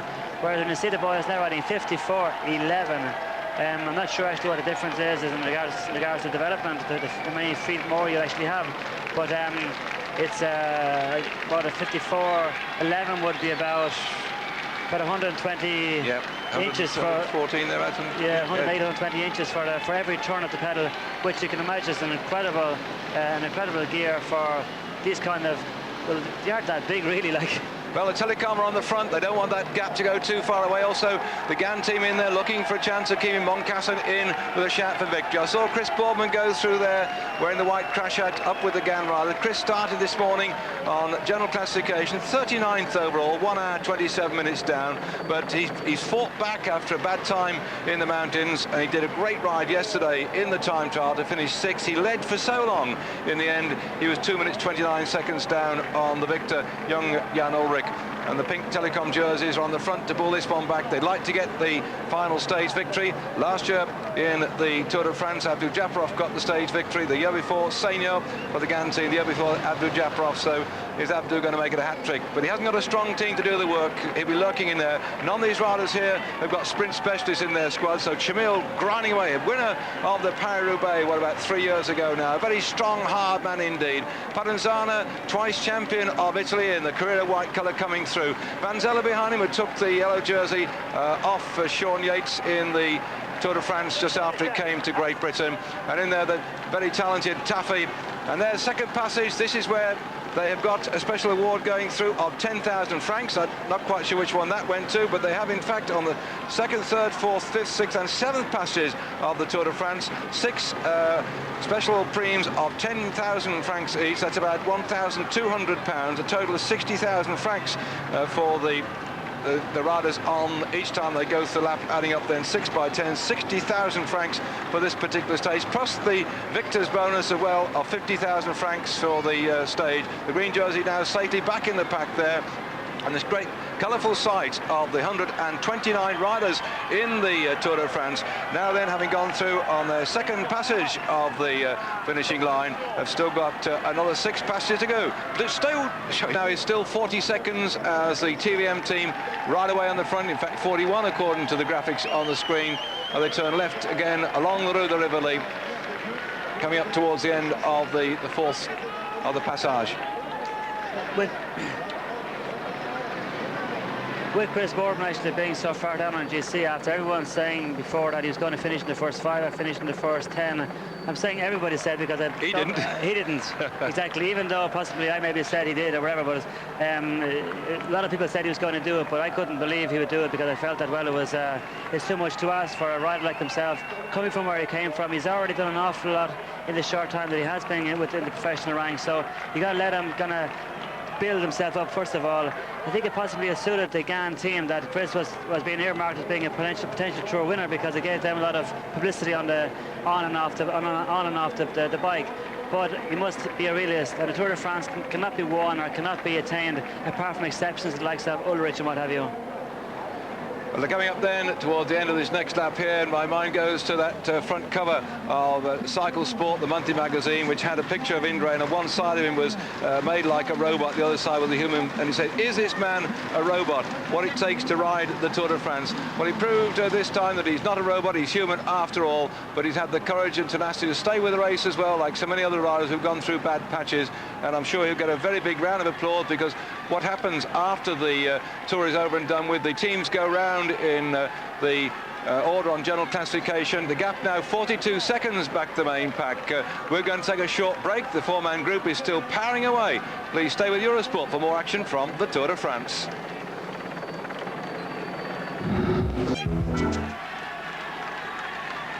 The riders running parallel to the Seine, heading towards the Louvre before they turn left again and come back up the finishing straight. The laps are reeling off now for Paranzana here in the red and black. That's Andre Chamil. Just up in front of him is the Taffy, the big rider from Mappe. And on the front at the moment, Vanzella moving back. 3 Italians at the moment in this little group here. And I wonder if we're going to see an Italian victory in the end of the Tour de France. Certainly Mappe are looking for a stage victory here. They've been without one since they came into the Tour. They've been putting their men up there, both Alano and Rominger on the general classification, but the two of them faded on the day when it mattered most over the top of the big mountains running in towards Pamplona. and they're down in 9th and 10th place. They're on the map here on the front in the form of Taffy. And for my money, that man who's driving around the front now was a moral victor in the Paris-Roubaix this year, but he had to go second best to Museo, in fact third best to Museo, when team orders prevented him from attacking at all on the run-in. There's so much talk about that it really was the man who had done most of the work, Taffy, who should have got the victory. And now his chance is coming here with Puddens on the left-hand side. Already has had a stage victory in the Tour de France on stage 15 from Brive to Villeneuve-sur-Lot, when he got that stage by breaking away towards the end. The bunch seem to be holding them at about the same distance now, but surely somebody there has got to try and get that gap just down a little bit. And the colours of jerseys on the front show you the teams they represent. Reffin in the pinky colours for Abdul-Japarov, the yellowish colours for the TVM team for Rees, the white colours for the Moncassin sprinter from Gann, and the pink and white colours for the sprinter Zabel, who's wearing the green jersey as the overall leader on the points classification. 37 seconds, according to my watch, as they come up out from the Louvre yet again. Well, the gap is not coming down very, very fast, Dave, but we're getting into the very final now, so 37 seconds is down 3 seconds in the last lap, so not bringing it down very, very fast, Dave. But the problem is, as I was saying earlier on, that these team riders that are riding in the front will start giving it a little bit more now, knowing that their job is nearly over. And then you must remember the guys in the front have been out there for the last 25 kilometers. They cannot really lift it. They cannot go any faster, so their average speed is going to stay the same, whereas the peloton behind them is going to be going faster. So automatically the gap will come down. So we're going to see a very, very exciting final 2 laps here. As you can see here, the group behind, the speed they're going, the fact that they're all in one line.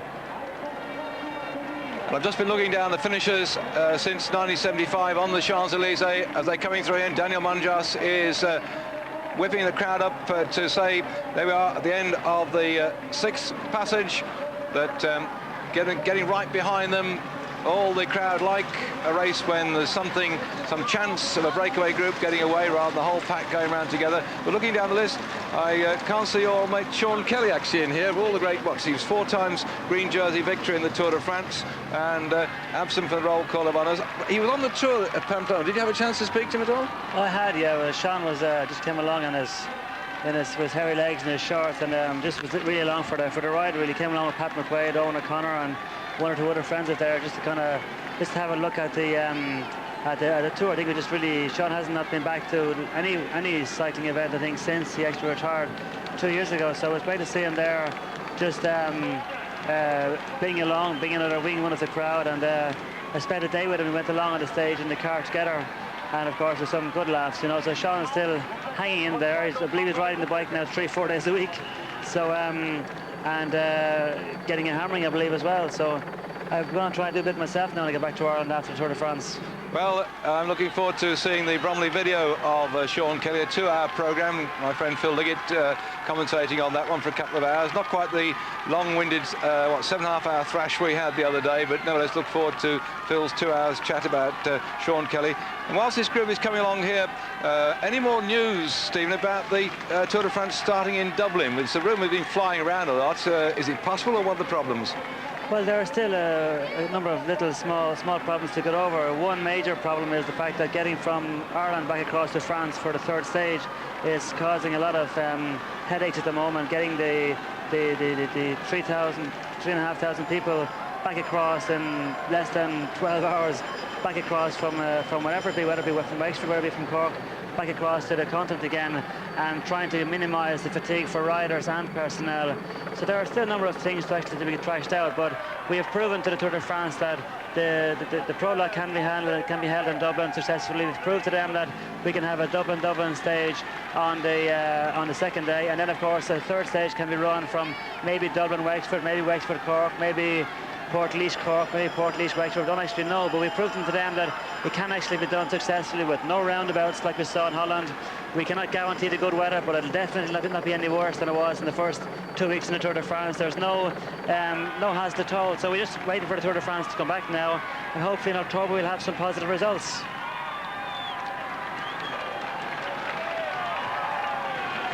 The gap is now down to 30 seconds for this breakaway group that formed on the start of the first lap proper on the Champs-Élysées. 8 laps in all. They now come through the 6th lap. They've got the 7th and 8th lap, and that's it. Off we go in towards a thunderous finish at the end of that lap. So now then, these 3 riders, the gap's been coming down. It was getting the thick end of 50 seconds. It's now 30, and you see the great phalanx of motorcycles on the side here, getting their photographs of the riders and making sure that the press on Monday will have stories. You'll be seeing stories not only in the press as well, but the weekly cycling magazines, the monthly magazines too, when they'll be going in depth to look back at this, the 83rd Tour de France. Jamil there on the front riding away with Padanzana here from the Carrera team. Jamil on the front, Taffy and Van Zelle. And if you wanted to take 4 really hard riding, experienced bike riders on a lone break in the Tour de France, I don't know where you'll find 4 more experienced hard riding riders we're seeing now.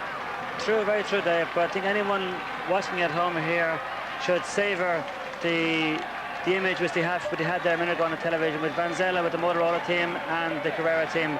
Motorola and Carrera have written some incredible pages of history, cycling history over the last number of years, whether it be with whether Andy Amstein, whether it be Armstrong for the Motorola team, whether it be with myself, Capucci, Visentini, or Zimmermann or Pontani with the Carrera team. At the end of this year, those 2 journeys will be disappearing, which will be a sad moment for cycling, because Carrera, being one of the oldest sponsors, one of the longest sponsors in the cycling and sponsoring cycling teams. So we have 4 riders in the group there in the front, but 2 of those teams are disappearing, or they have a good chance of those teams disappearing at the end of the year. And also, I think we should spare a thought for your Carrera teammate Claudio Chiappucci, who's in the midst of this little group at the moment. He's got a tremendous following of fans all over Europe, and in particular back in Great Britain. I understand he's riding next year with the Amore Vita team, who currently don't have enough points to be selected for the Tour de France unless they strengthen the team next year with a determined effort to ride the Tour de France, which somehow I doubt it, because they prefer to ride mainly in Italy. This could be the last time that we'd like to see Claudio Chiappucci riding on the Champs-Élysées. And one thing I'm going to do, and you do as well with me, Stephen, is to look in that bunch when they swing back there and see if we can spot the ball Claudio, because this might well be his last tour. Well, I spoke to him this morning, Dave, and he said he's going to do probably 1 more, but he reckons he will do maybe 2 more years cycling, whereas 1 year next year will be his last tour ride, and then 1 more year just kind of with no major tour, just kind of winding off. But surely his team have to get in, and Amore Vita aren't in the top 22 Well, he said he hasn't actually teams. signed us yet, because Boifava with Carrera has the possibility of making another good team. So he said if Boifava makes the good team, he will stay. But as Boifava told me also, who's the director sportif of the Carrera team, said he's a bit tired now with 15 years in a row with the top teams. He said it's very, very difficult for his family and everything else. So he may just do a small team next year. If he does a small team, well, then Capucci will obviously go to a bigger team. But at the moment, Capucci, after doing all his whole career with the Carrera team, I'm sure would like to stay with David Boifava, who has given him a lot of satisfaction and also helped him during his most successful days of his career so far. The gap, according to my watch, down to 26 seconds, and the refereeing team are doing the driving on the front together with Gann and the TVM and Telecom teams. The rest of the teams here coming through the colours. We haven't seen much of them on the front. There, the pink jersey of Neil Stevens has had a very hard tour once Jalabert retired with that stomach trouble, and in the pink then Stevens went to try and get away the other day to get himself a stage placing, and he rode very hard indeed. Neil's really put his back into it since Jalabert retired from the race. Here on the front, the MG Techno Gym team riding hard as well to set it up for Bartoli to try and get the last stage victory and perhaps the award for competitive. Baldata, Dave, also, because Baldata was going very well the other day, so Bartoli's a good sprinter, but they also have Baldato, who seems to be coming to the fore over the last few days. Yep, my mistake, I meant Baldato, as they're snaking here, and I think the speed has gone off it slightly. When you get riders shoulder to shoulder, 3 and 4 back from here, I think suddenly those blokes who've been chasing are finding it a bit tough, and they need some new legs coming through. See, Boardman are going through for the Gann team, of course.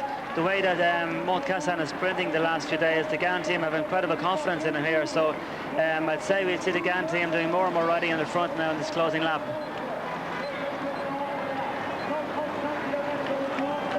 And there we go through now on the 7th passage. So, oh, that lovely cobbles, by the way, that top shot we had. Do you know, still in Paris, they're relaying streets using that lovely fan-shaped cobbles. At one time, they were not relaying them because during the student revolts, what was it, 68 or something, they actually were tearing up the cobbles and throwing them. And they sort of tarmacked over many, but now the old traditions are coming back. A lot of the smaller streets are being recobbled and bringing back that history to Paris. Well, the gap, according to my watch, is 20 seconds. There, Indurain at the back of that group, keeping out of harm's way at the moment. So the work has been timed to perfection now. They've just gone through the 7th of the laps. As you can see in that picture here, it's a little bit deceiving, and sometimes you think they're actually getting closer, but the gap still is around 25 seconds. But these guys here now, they will turn around at the top of the Champs-Élysées. They will look back when they're starting to go back down again. They will see the peloton coming towards them. They'll be able to judge for themselves how close the peloton is getting to them, and they'll be able to say to themselves, well, is it worth a while going on, or are they just going to swallow us up? But contrary to what I've said, is this is the Champs-Élysées, so even if they are only 5 seconds away, these riders will still keep going. This finish now, used since 1975. Before that, there was a finish on the track. First of all, at the Parc des Princes, where it finished in 1904. 122 times the Tour has visited Paris, either a start town or a finish town, and sometimes we finished twice here with both a time trial and a road race stage as well. Not often do you see the yellow jersey coming in victorious to win the last stage. It's happened when we've had time trials. It's happened when we had some pretty serious riders determined to stamp their authority. And the great Eddie Merckx actually won into Paris in 1969, 1970, 71, and again in 1974. And if you haven't caught up with the news back in Great Britain that he's now been elected as a Baron in Belgium, I'm not going to call what he's called Baron Merckx or Baron Cannibal, because he won over 500 races in his time. And Eddie Merckx then a victor in Paris, and the yellow jersey to boot as well. But a yellow jersey safe in the main pack. A beautiful view of the Arc de Triomphe, the Étoile Charles de Gaulle, as they turn around the top. Well, just one more time.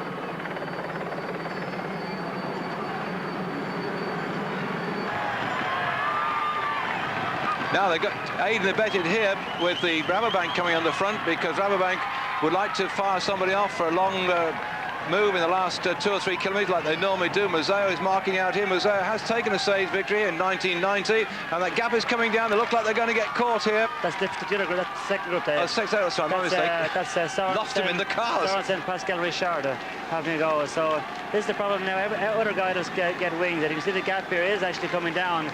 But now the fact that the peloton are jumping around, this gap will come down very, very quickly. Look at the speed they're going, Dave. They're going down here at almost 70 kilometers an hour.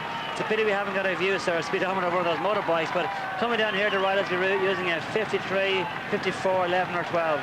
So you can imagine the speed they'll be going. You can see how fast the legs are going here with Rolf Sorensen even at the front here.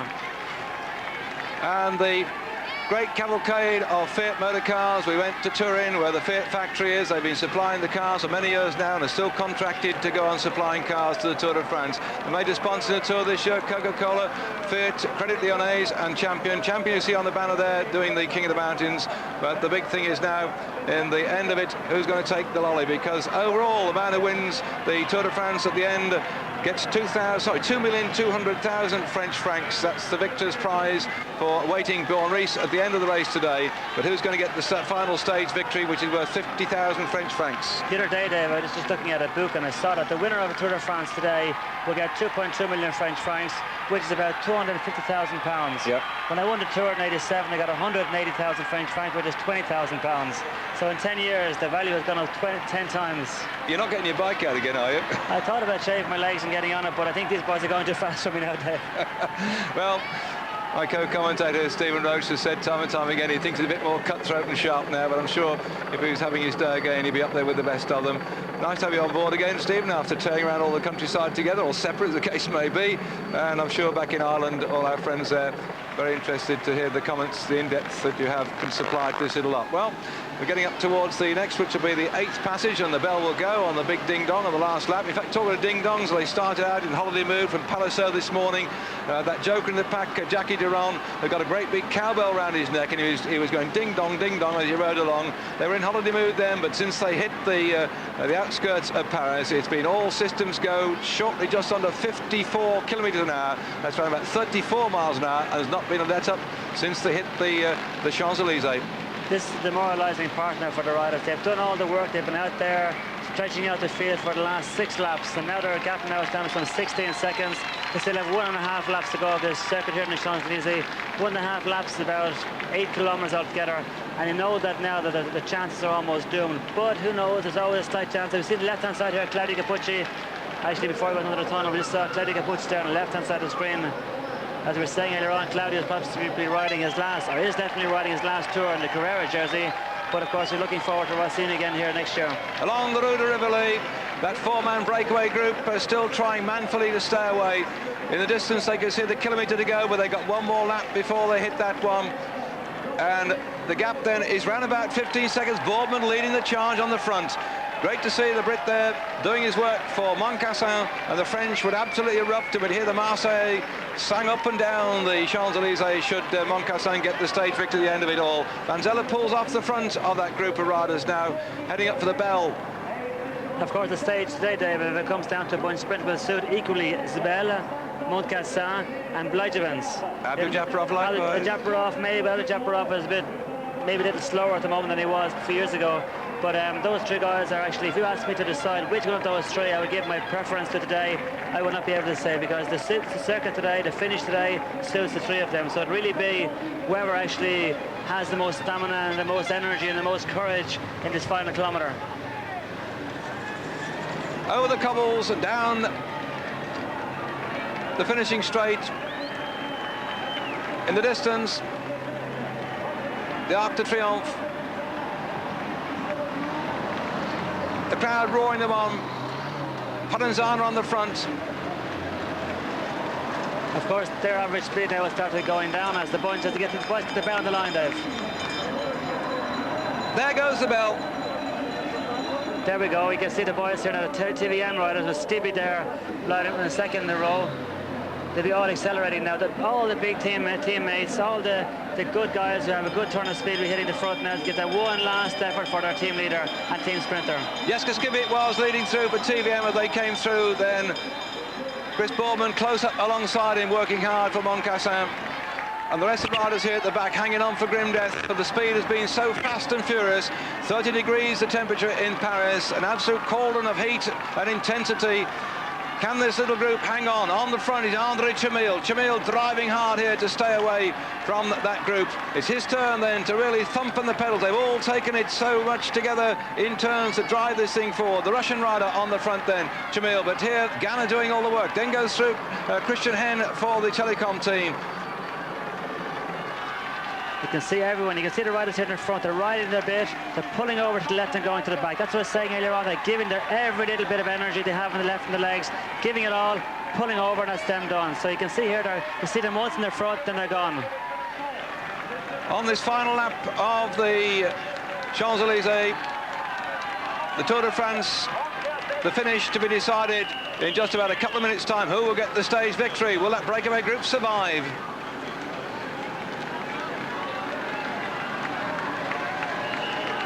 This is our breakaway group. On the front, out of the saddle, giving all he's got is Andreas Tafe, one of the hard workforce men for the Mapei team. He does his work in the classics, and he has now a chance to try and stay away as Chamil comes through, a past winner of the Paris-Roubaix. A real hard man, the Russian, swinging round now. The gaps come right down. Vanzella in the Motorola colours just alongside him, and the other man in that group, Provenzano, who's already had a stage victory in this race on Brive to Villeneuve-sur-Lot on stage 15 of the race. On the brakes then, they swing round the top, and it's only about 12 seconds a gap now. Well, Indurain is on his way to Atlanta. He's not in the Tour de France at the moment, and he certainly will be, I think, in with a shout in the time trial in the Tour. In the Atlanta Games this year. And don't forget, on Eurosport, we're bringing you a bit of every cycling action that goes on. Some we're going to give you lots of, some a little bit less of, but stay with Eurosport throughout the next couple of weeks for the Atlanta. And it looked like he's had enough on the front, pulled off the front now. That was him off, Dave, having a go, but all these boys now will all be having a go with each one at their own time, but 12 seconds in the front is not a lot on this very, very fast descending here off the Champs-Élysées from the from the Arc de Triomphe down to Place de Concorde. Jeske Skibby riding hard in the front. He's taken stage victory in the past, the Tour de France. I remember that one at Evro, the last kilometre when he went up the slight slope and got himself a victory. Who would have thought that, 12 months ago, or just over 12 months ago, Jeske Skibby would be fell and fall off his bike and have a fractured skull, had to fight his way back to fitness behind the motorcycle of his father. Now, here he is on the Tour de France, trying to set it up for the TVM rider, Vladimans, but these 4 men are still away. Podium on the front, then Van Zelle, then Taffy coming through, and in the red and black at the back is Ulrich. These are the hard men of bike racing. You've seen him in the classics riding hard for their team captains, doing the work, grinding away, and they're doing it now for their honour and glory that perhaps they could win the final stage in the Tour de France. But that bunch may have other ideas. The gap is coming down to about 10 seconds now. The most we had was just over 40 seconds. Can they time it to perfection? The arrowhead is getting flatter, which means there's some tired legs in the chase. What will happen all today with these 4 boys in the front, each of them want to win the stage, but unfortunately there's only one place, Dave. So they're going to start easing off themselves because they know that, well, Schmiel is probably faster than Potenza. Potenza is possibly faster than Taffy. If I ride, I'm going to ride for second place. So these guys are going to start looking at each other now to see, well, is he fresher than I am? Am I fresher than him? If I ride to the finish, will he win? Can I win? And all of a sudden, the speed will actually go down a small bit, whereas behind, the speed gets faster. These boys here are going to be able to sprint. It's going to lift the speed up a small bit, but the boys behind will be able to lift it an awful lot more. Well, of those riders in that little group, then who's got the best sprint if they stay away? Van Zelle took a stage victory in the Tour of Switzerland last year and a stage victory in the Tour de Venezia. He's got quite a useful sprint as well. Taffy is a long, drawn-out rider. I'm not sure that he's going to be able to unleash that sudden thrust we've seen before. And the same thing with Ulrich. Podium, he rode away and got himself a stage victory, but it looks with 10 seconds to go, he might not be in a shout for another one now. Those 4 men have entertained us manfully throughout this final stage of the 1996 Tour de France, and they have just got to go to the left, down underneath the entrance into the Louvre, left again along the Rue de Rivoli. They're getting up when they turned out of the tunnel to see the kilometre bridge in the centre, but have they got anything left? And amazingly, on the front now, I see the Gewiss people. I don't understand that at all, because Gewiss have not a catch chance in hell of winning the sprint. Their top man, Binali, is out of the Tour, but they're just jumping in there and trying to hound down 3 Italians and 1 Russian in the front. Can't understand Gewiss tactics. They should leave it to the rest, in my opinion. Stephen? Well, I totally agree. They should even try and go on their own or forget about it, because they're not making any friends here at the moment. But then I suppose they don't care because the Tour de France is over. But one thing that surprised me there for the moment, we're only some 3 kilometres from the finish, and there's none of the big sprinters teams like the Telecom or the TVM or the GAN team actually have many riders in the front. There's 1 or 2 GAN, 1 or 2 Telecom, 1 or 2 TVM. They haven't really got many riders left to ride it to bring the gap down. As we can see here, they're getting very, very close. It's going to be a very close sprint, Dave. And the gap was just 6 seconds as they came out of the gloom of the tunnel. They're hitting the 1 kilometre to go now.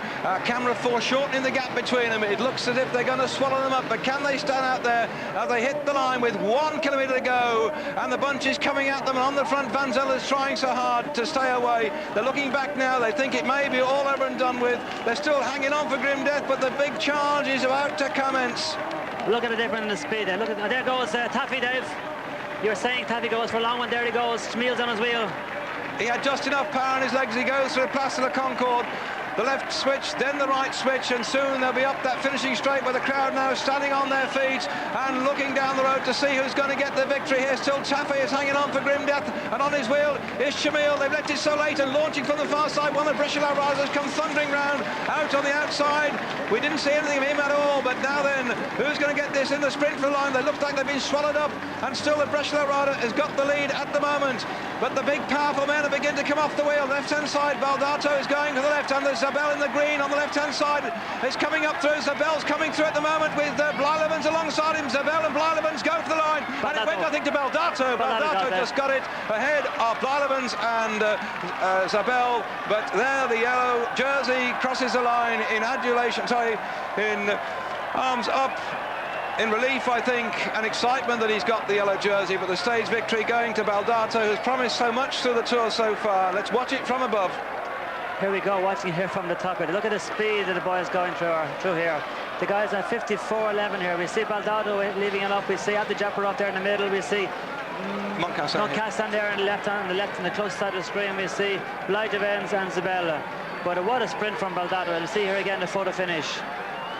1 length ahead of Mokassan, Blajevens, Abdujaparov, Isabella, and the Telecom rider could possibly be Sorensen. Let's watch that again as the giants of the sprint unleash their speciality. The very same 4 riders say we found the day before yesterday, except in a different order. I think you term anyone from 4 here. Well, the other day, actually, Bookie's nightmare. The other day, Baldata got 4th in the sprint, and it was won by Mokassan. Today, he finished 1st, so the last will be last, and the first will be 1st, and the 1st will be last. Baldato winning the stage on the Champs-Élysées. Looking back down the list here, it's been a long, long time since we had an Italian. Way back in 1986, according to my notes, Bontempi got the stage victory, and here Baldato was determined to show that he would get the final one. He's been there or thereabouts right the way through the Tour, and so I suppose at the end of it all, one has to say that justice has been done, because the men ranged round about him have all had a stage victory. He hasn't had one, but he got it when it matters most on the Champs-Élysées at the end.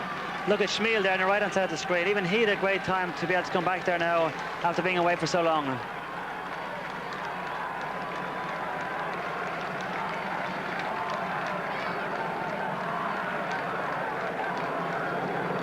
That's a view we don't normally see of Paris, and right up in the sky, and thank goodness, although it's been a hot day today, we haven't had the smog that sometimes descends on this great city, where they're now working hard to reduce the amount of motor car traffic in the town, getting people back on bicycles. It's a fairly flat city, and the more facilities that are being made available for cycling, the better it will be. And in fact, along the Rue de Saint-Germain, or the Avenue de Saint-Germain, they've actually now started to put special cycle tracks. And today, though, the whole of Paris came to a halt for the greatest bike race in the world, the Tour de France, the final stage victory going to Baldato.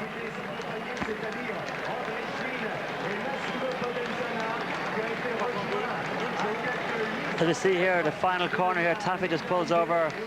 I'm sure very, very disappointed after being away for so long and being caught with only some 400 yards from the finish.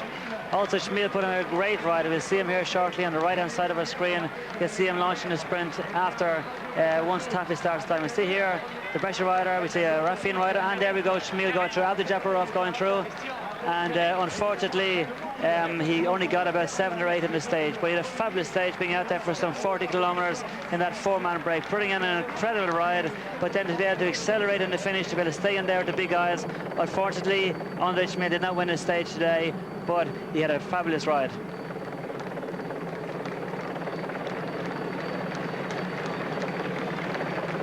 A helicopter picking up the shots for you, and Mokassan saying well done to Baldato as he went through. That's the spirit of comradeship which exists in the Tour de France. They may ride each other into the ground when they're racing. Once it's all over and done with, they say hello. By the way, if you look down, whoops, it's just going, where it says Baldato, if they dropped it down, that is the Bercy track where they have the Open des Nations. Just in front of it is the Treasury of France, and we're looking further upstream now, and there we have the confirmation of the finish of that little group that went away. Andre Chemil had to be satisfied with 7th spot. This right-hand area you're looking at now is an area where they're redeveloping some of the rundown areas of France. It's right the other side of Paris from La Défense. As we look at the sprint yet again, that beautiful snake, that colourful spectacle which on the flatter stages entertained us all by the sheer speed and courage of these men in the sprints. They have no thought about the accidents that may happen, and yes, they do happen from time to time. We all remember the time when Abdujaparov came off here and slid along the side of the road, demolishing the barriers in the process. Today, though, he couldn't quite make it. He was wedged in the middle of that little group, couldn't get through, and so it went to Baldato, the first Italian to win the stage here since 1986, 10 years back, when Mr. Bontempi it was who said, and I've said it before and I'll say it again, that if you can't stand the heat in the kitchen, then don't go in there. And that's where it's at its hottest. Actually, Abdujaparov the other year, when he fell off and demolished all the barriers and everything else, we all know that Abdu's name is actually, his first name is Demo Jabolin. Abdujaparov is his name, where they actually called nickname him Demolition Abdu. Well, the man has done the demolition job this year in the Tour de France. Bjorn Ries then riding in with the main bunch to preserve his overall position, but for the sunshine here on the backs of the Italian and on the front of the crowd here gathered in great masses on the Champs-Élysées. So at least the Italians have some satisfaction now. Podium also grabbed a stage further back in the race. Cipollini, the sprinter specialist, grabbed stage 2, and now almost top and tailing it from Cipollini's stage victory on stage 2. Right at the very end we have Baldato. You can see on his face the sheer joy of winning the final stage of the Tour de France on the Champs-Élysées.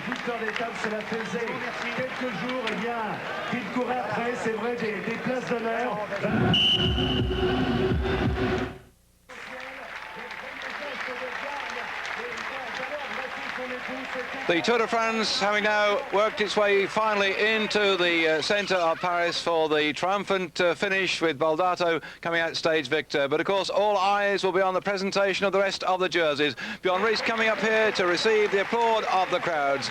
The overall victor of the 1996 Tour de France, the first Danish rider ever to get this victory since the Tour started way back in 1903. And is there anybody left up there in Denmark? They've certainly seen his man dominate the race right the way through, and took a couple of stage victories as well, particularly that one up into Sestriere in the cold conditions when he took the stage and the yellow jersey. That was on stage 9. Not only did he just sit there with it on his shoulders, he actually went out and attacked the rest of the field. That sort of attacking we've not really seen since the days of Bernard Hinault was just behind him, and Laurent Fignon, because Miguel Indurain was much more able to ride the pace of the race and wait till the time trials to express his superiority. But this man now has taken over his final yellow jersey in the Tour de France, and Bjorn Ries is the winner. So after 5 years of complete domination of the Tour de France, King Mig has now lost his crown. Who could have predicted that from the contenders for that crown, Berzin, Jalabert, Rominger, Olano, Zuller et al., it would be the Dane Bjorn Ries who would ride into Paris in the race leader's yellow jersey. Now let's get on with the green jersey for Zabel.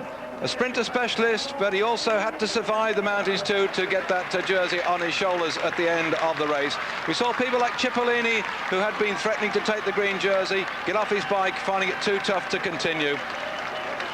But this man made it through the mountains. He also had his job to do to work for his team leader, Bjorn Ries.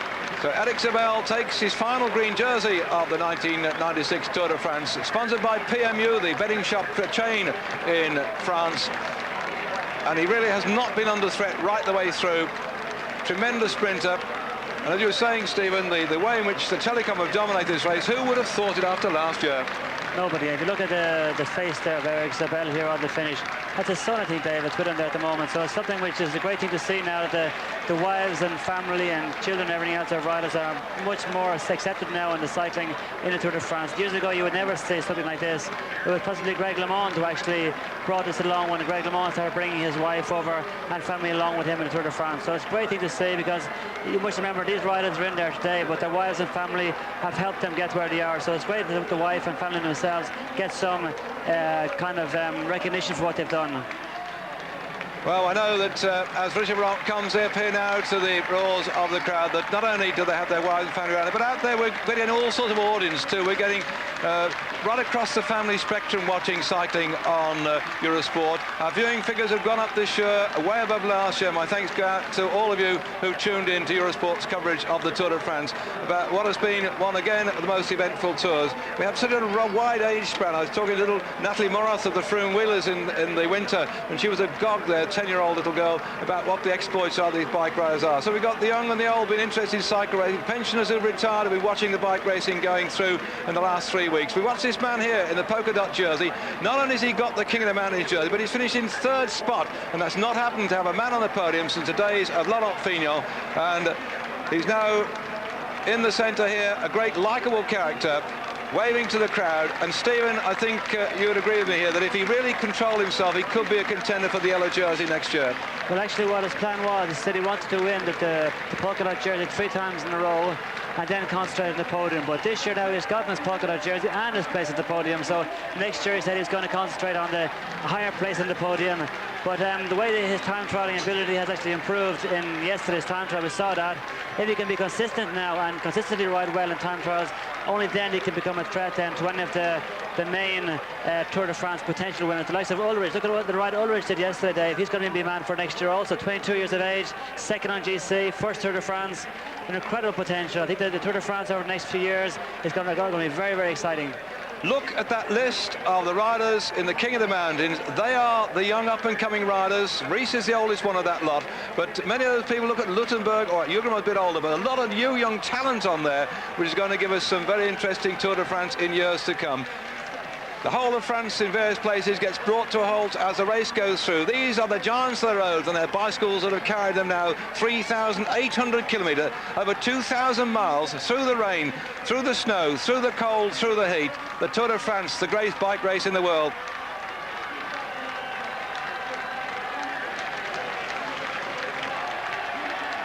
And there in the centre of the picture, that's Chris Boardman, who'll be disappointed, I think, that he finished so far down. He never said he finished in the top place, but we may see him perhaps one day climbing up there with one of those jerseys to his credit. Who knows? You can never tell on the Tour. Who would have thought that Bjorn Rees would run out victor this year? But he has done so in convincing style, winning by a margin of 1 minute and 41 seconds to Jan Ulrich. In the centre, Bjorn Rees. Left-hand side, polka dot jersey, Richard Wrong. On the right, Eric Zabel of Germany, the winner of the points competition.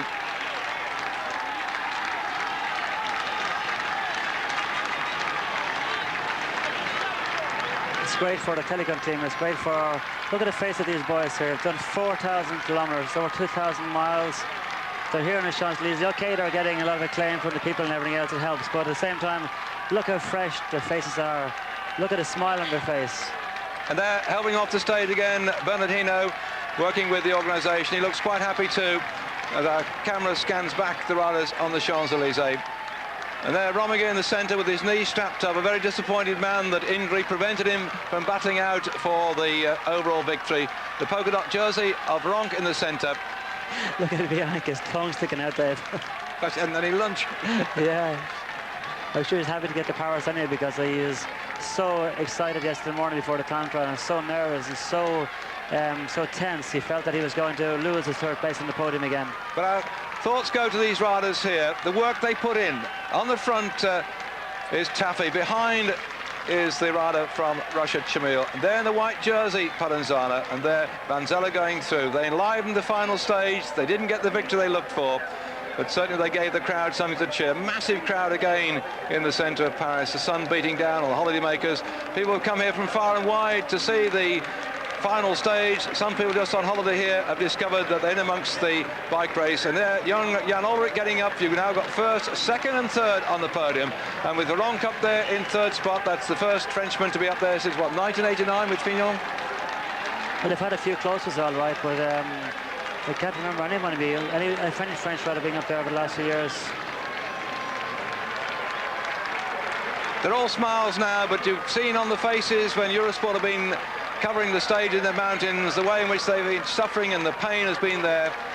And as ever, this 83rd Tour de France has had days of drama and disappointment, of pain and passion. And for me, really, stage 7 was the one that really hammered home how one day you can be top and next day you can be struggling. When Indurain dropped off the pack, when Hulot climbed off his bike with the pain in his knee when he was wearing the yellow jersey, when Brunier went over the edge of the precipice, and when we saw Zuller crashing as well. They all tried, some failed, some won.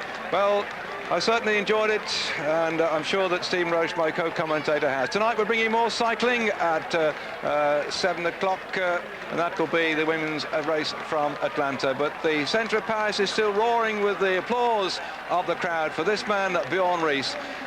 Stephen, yes, a good one? It's been an incredible tour, Dave. It's been, I think that it's relaunched the whole cycling itself. We've been so involved with Indurain over the last few years. This year we saw this man, Bjorn Rees. We see the side he makes there, the effort he made there to win is to finish in Hautecam, and an incredible winner. It's relaunched the whole cycling, and I'm delighted for the Tour de France also. Well, we've been delighted. I hope you have out there, viewers to Eurosport. So from Stephen Roche and myself, David Duffield, it's time for us to say for the final occasion here on the Tour de France, bye-bye to you all. See you next year.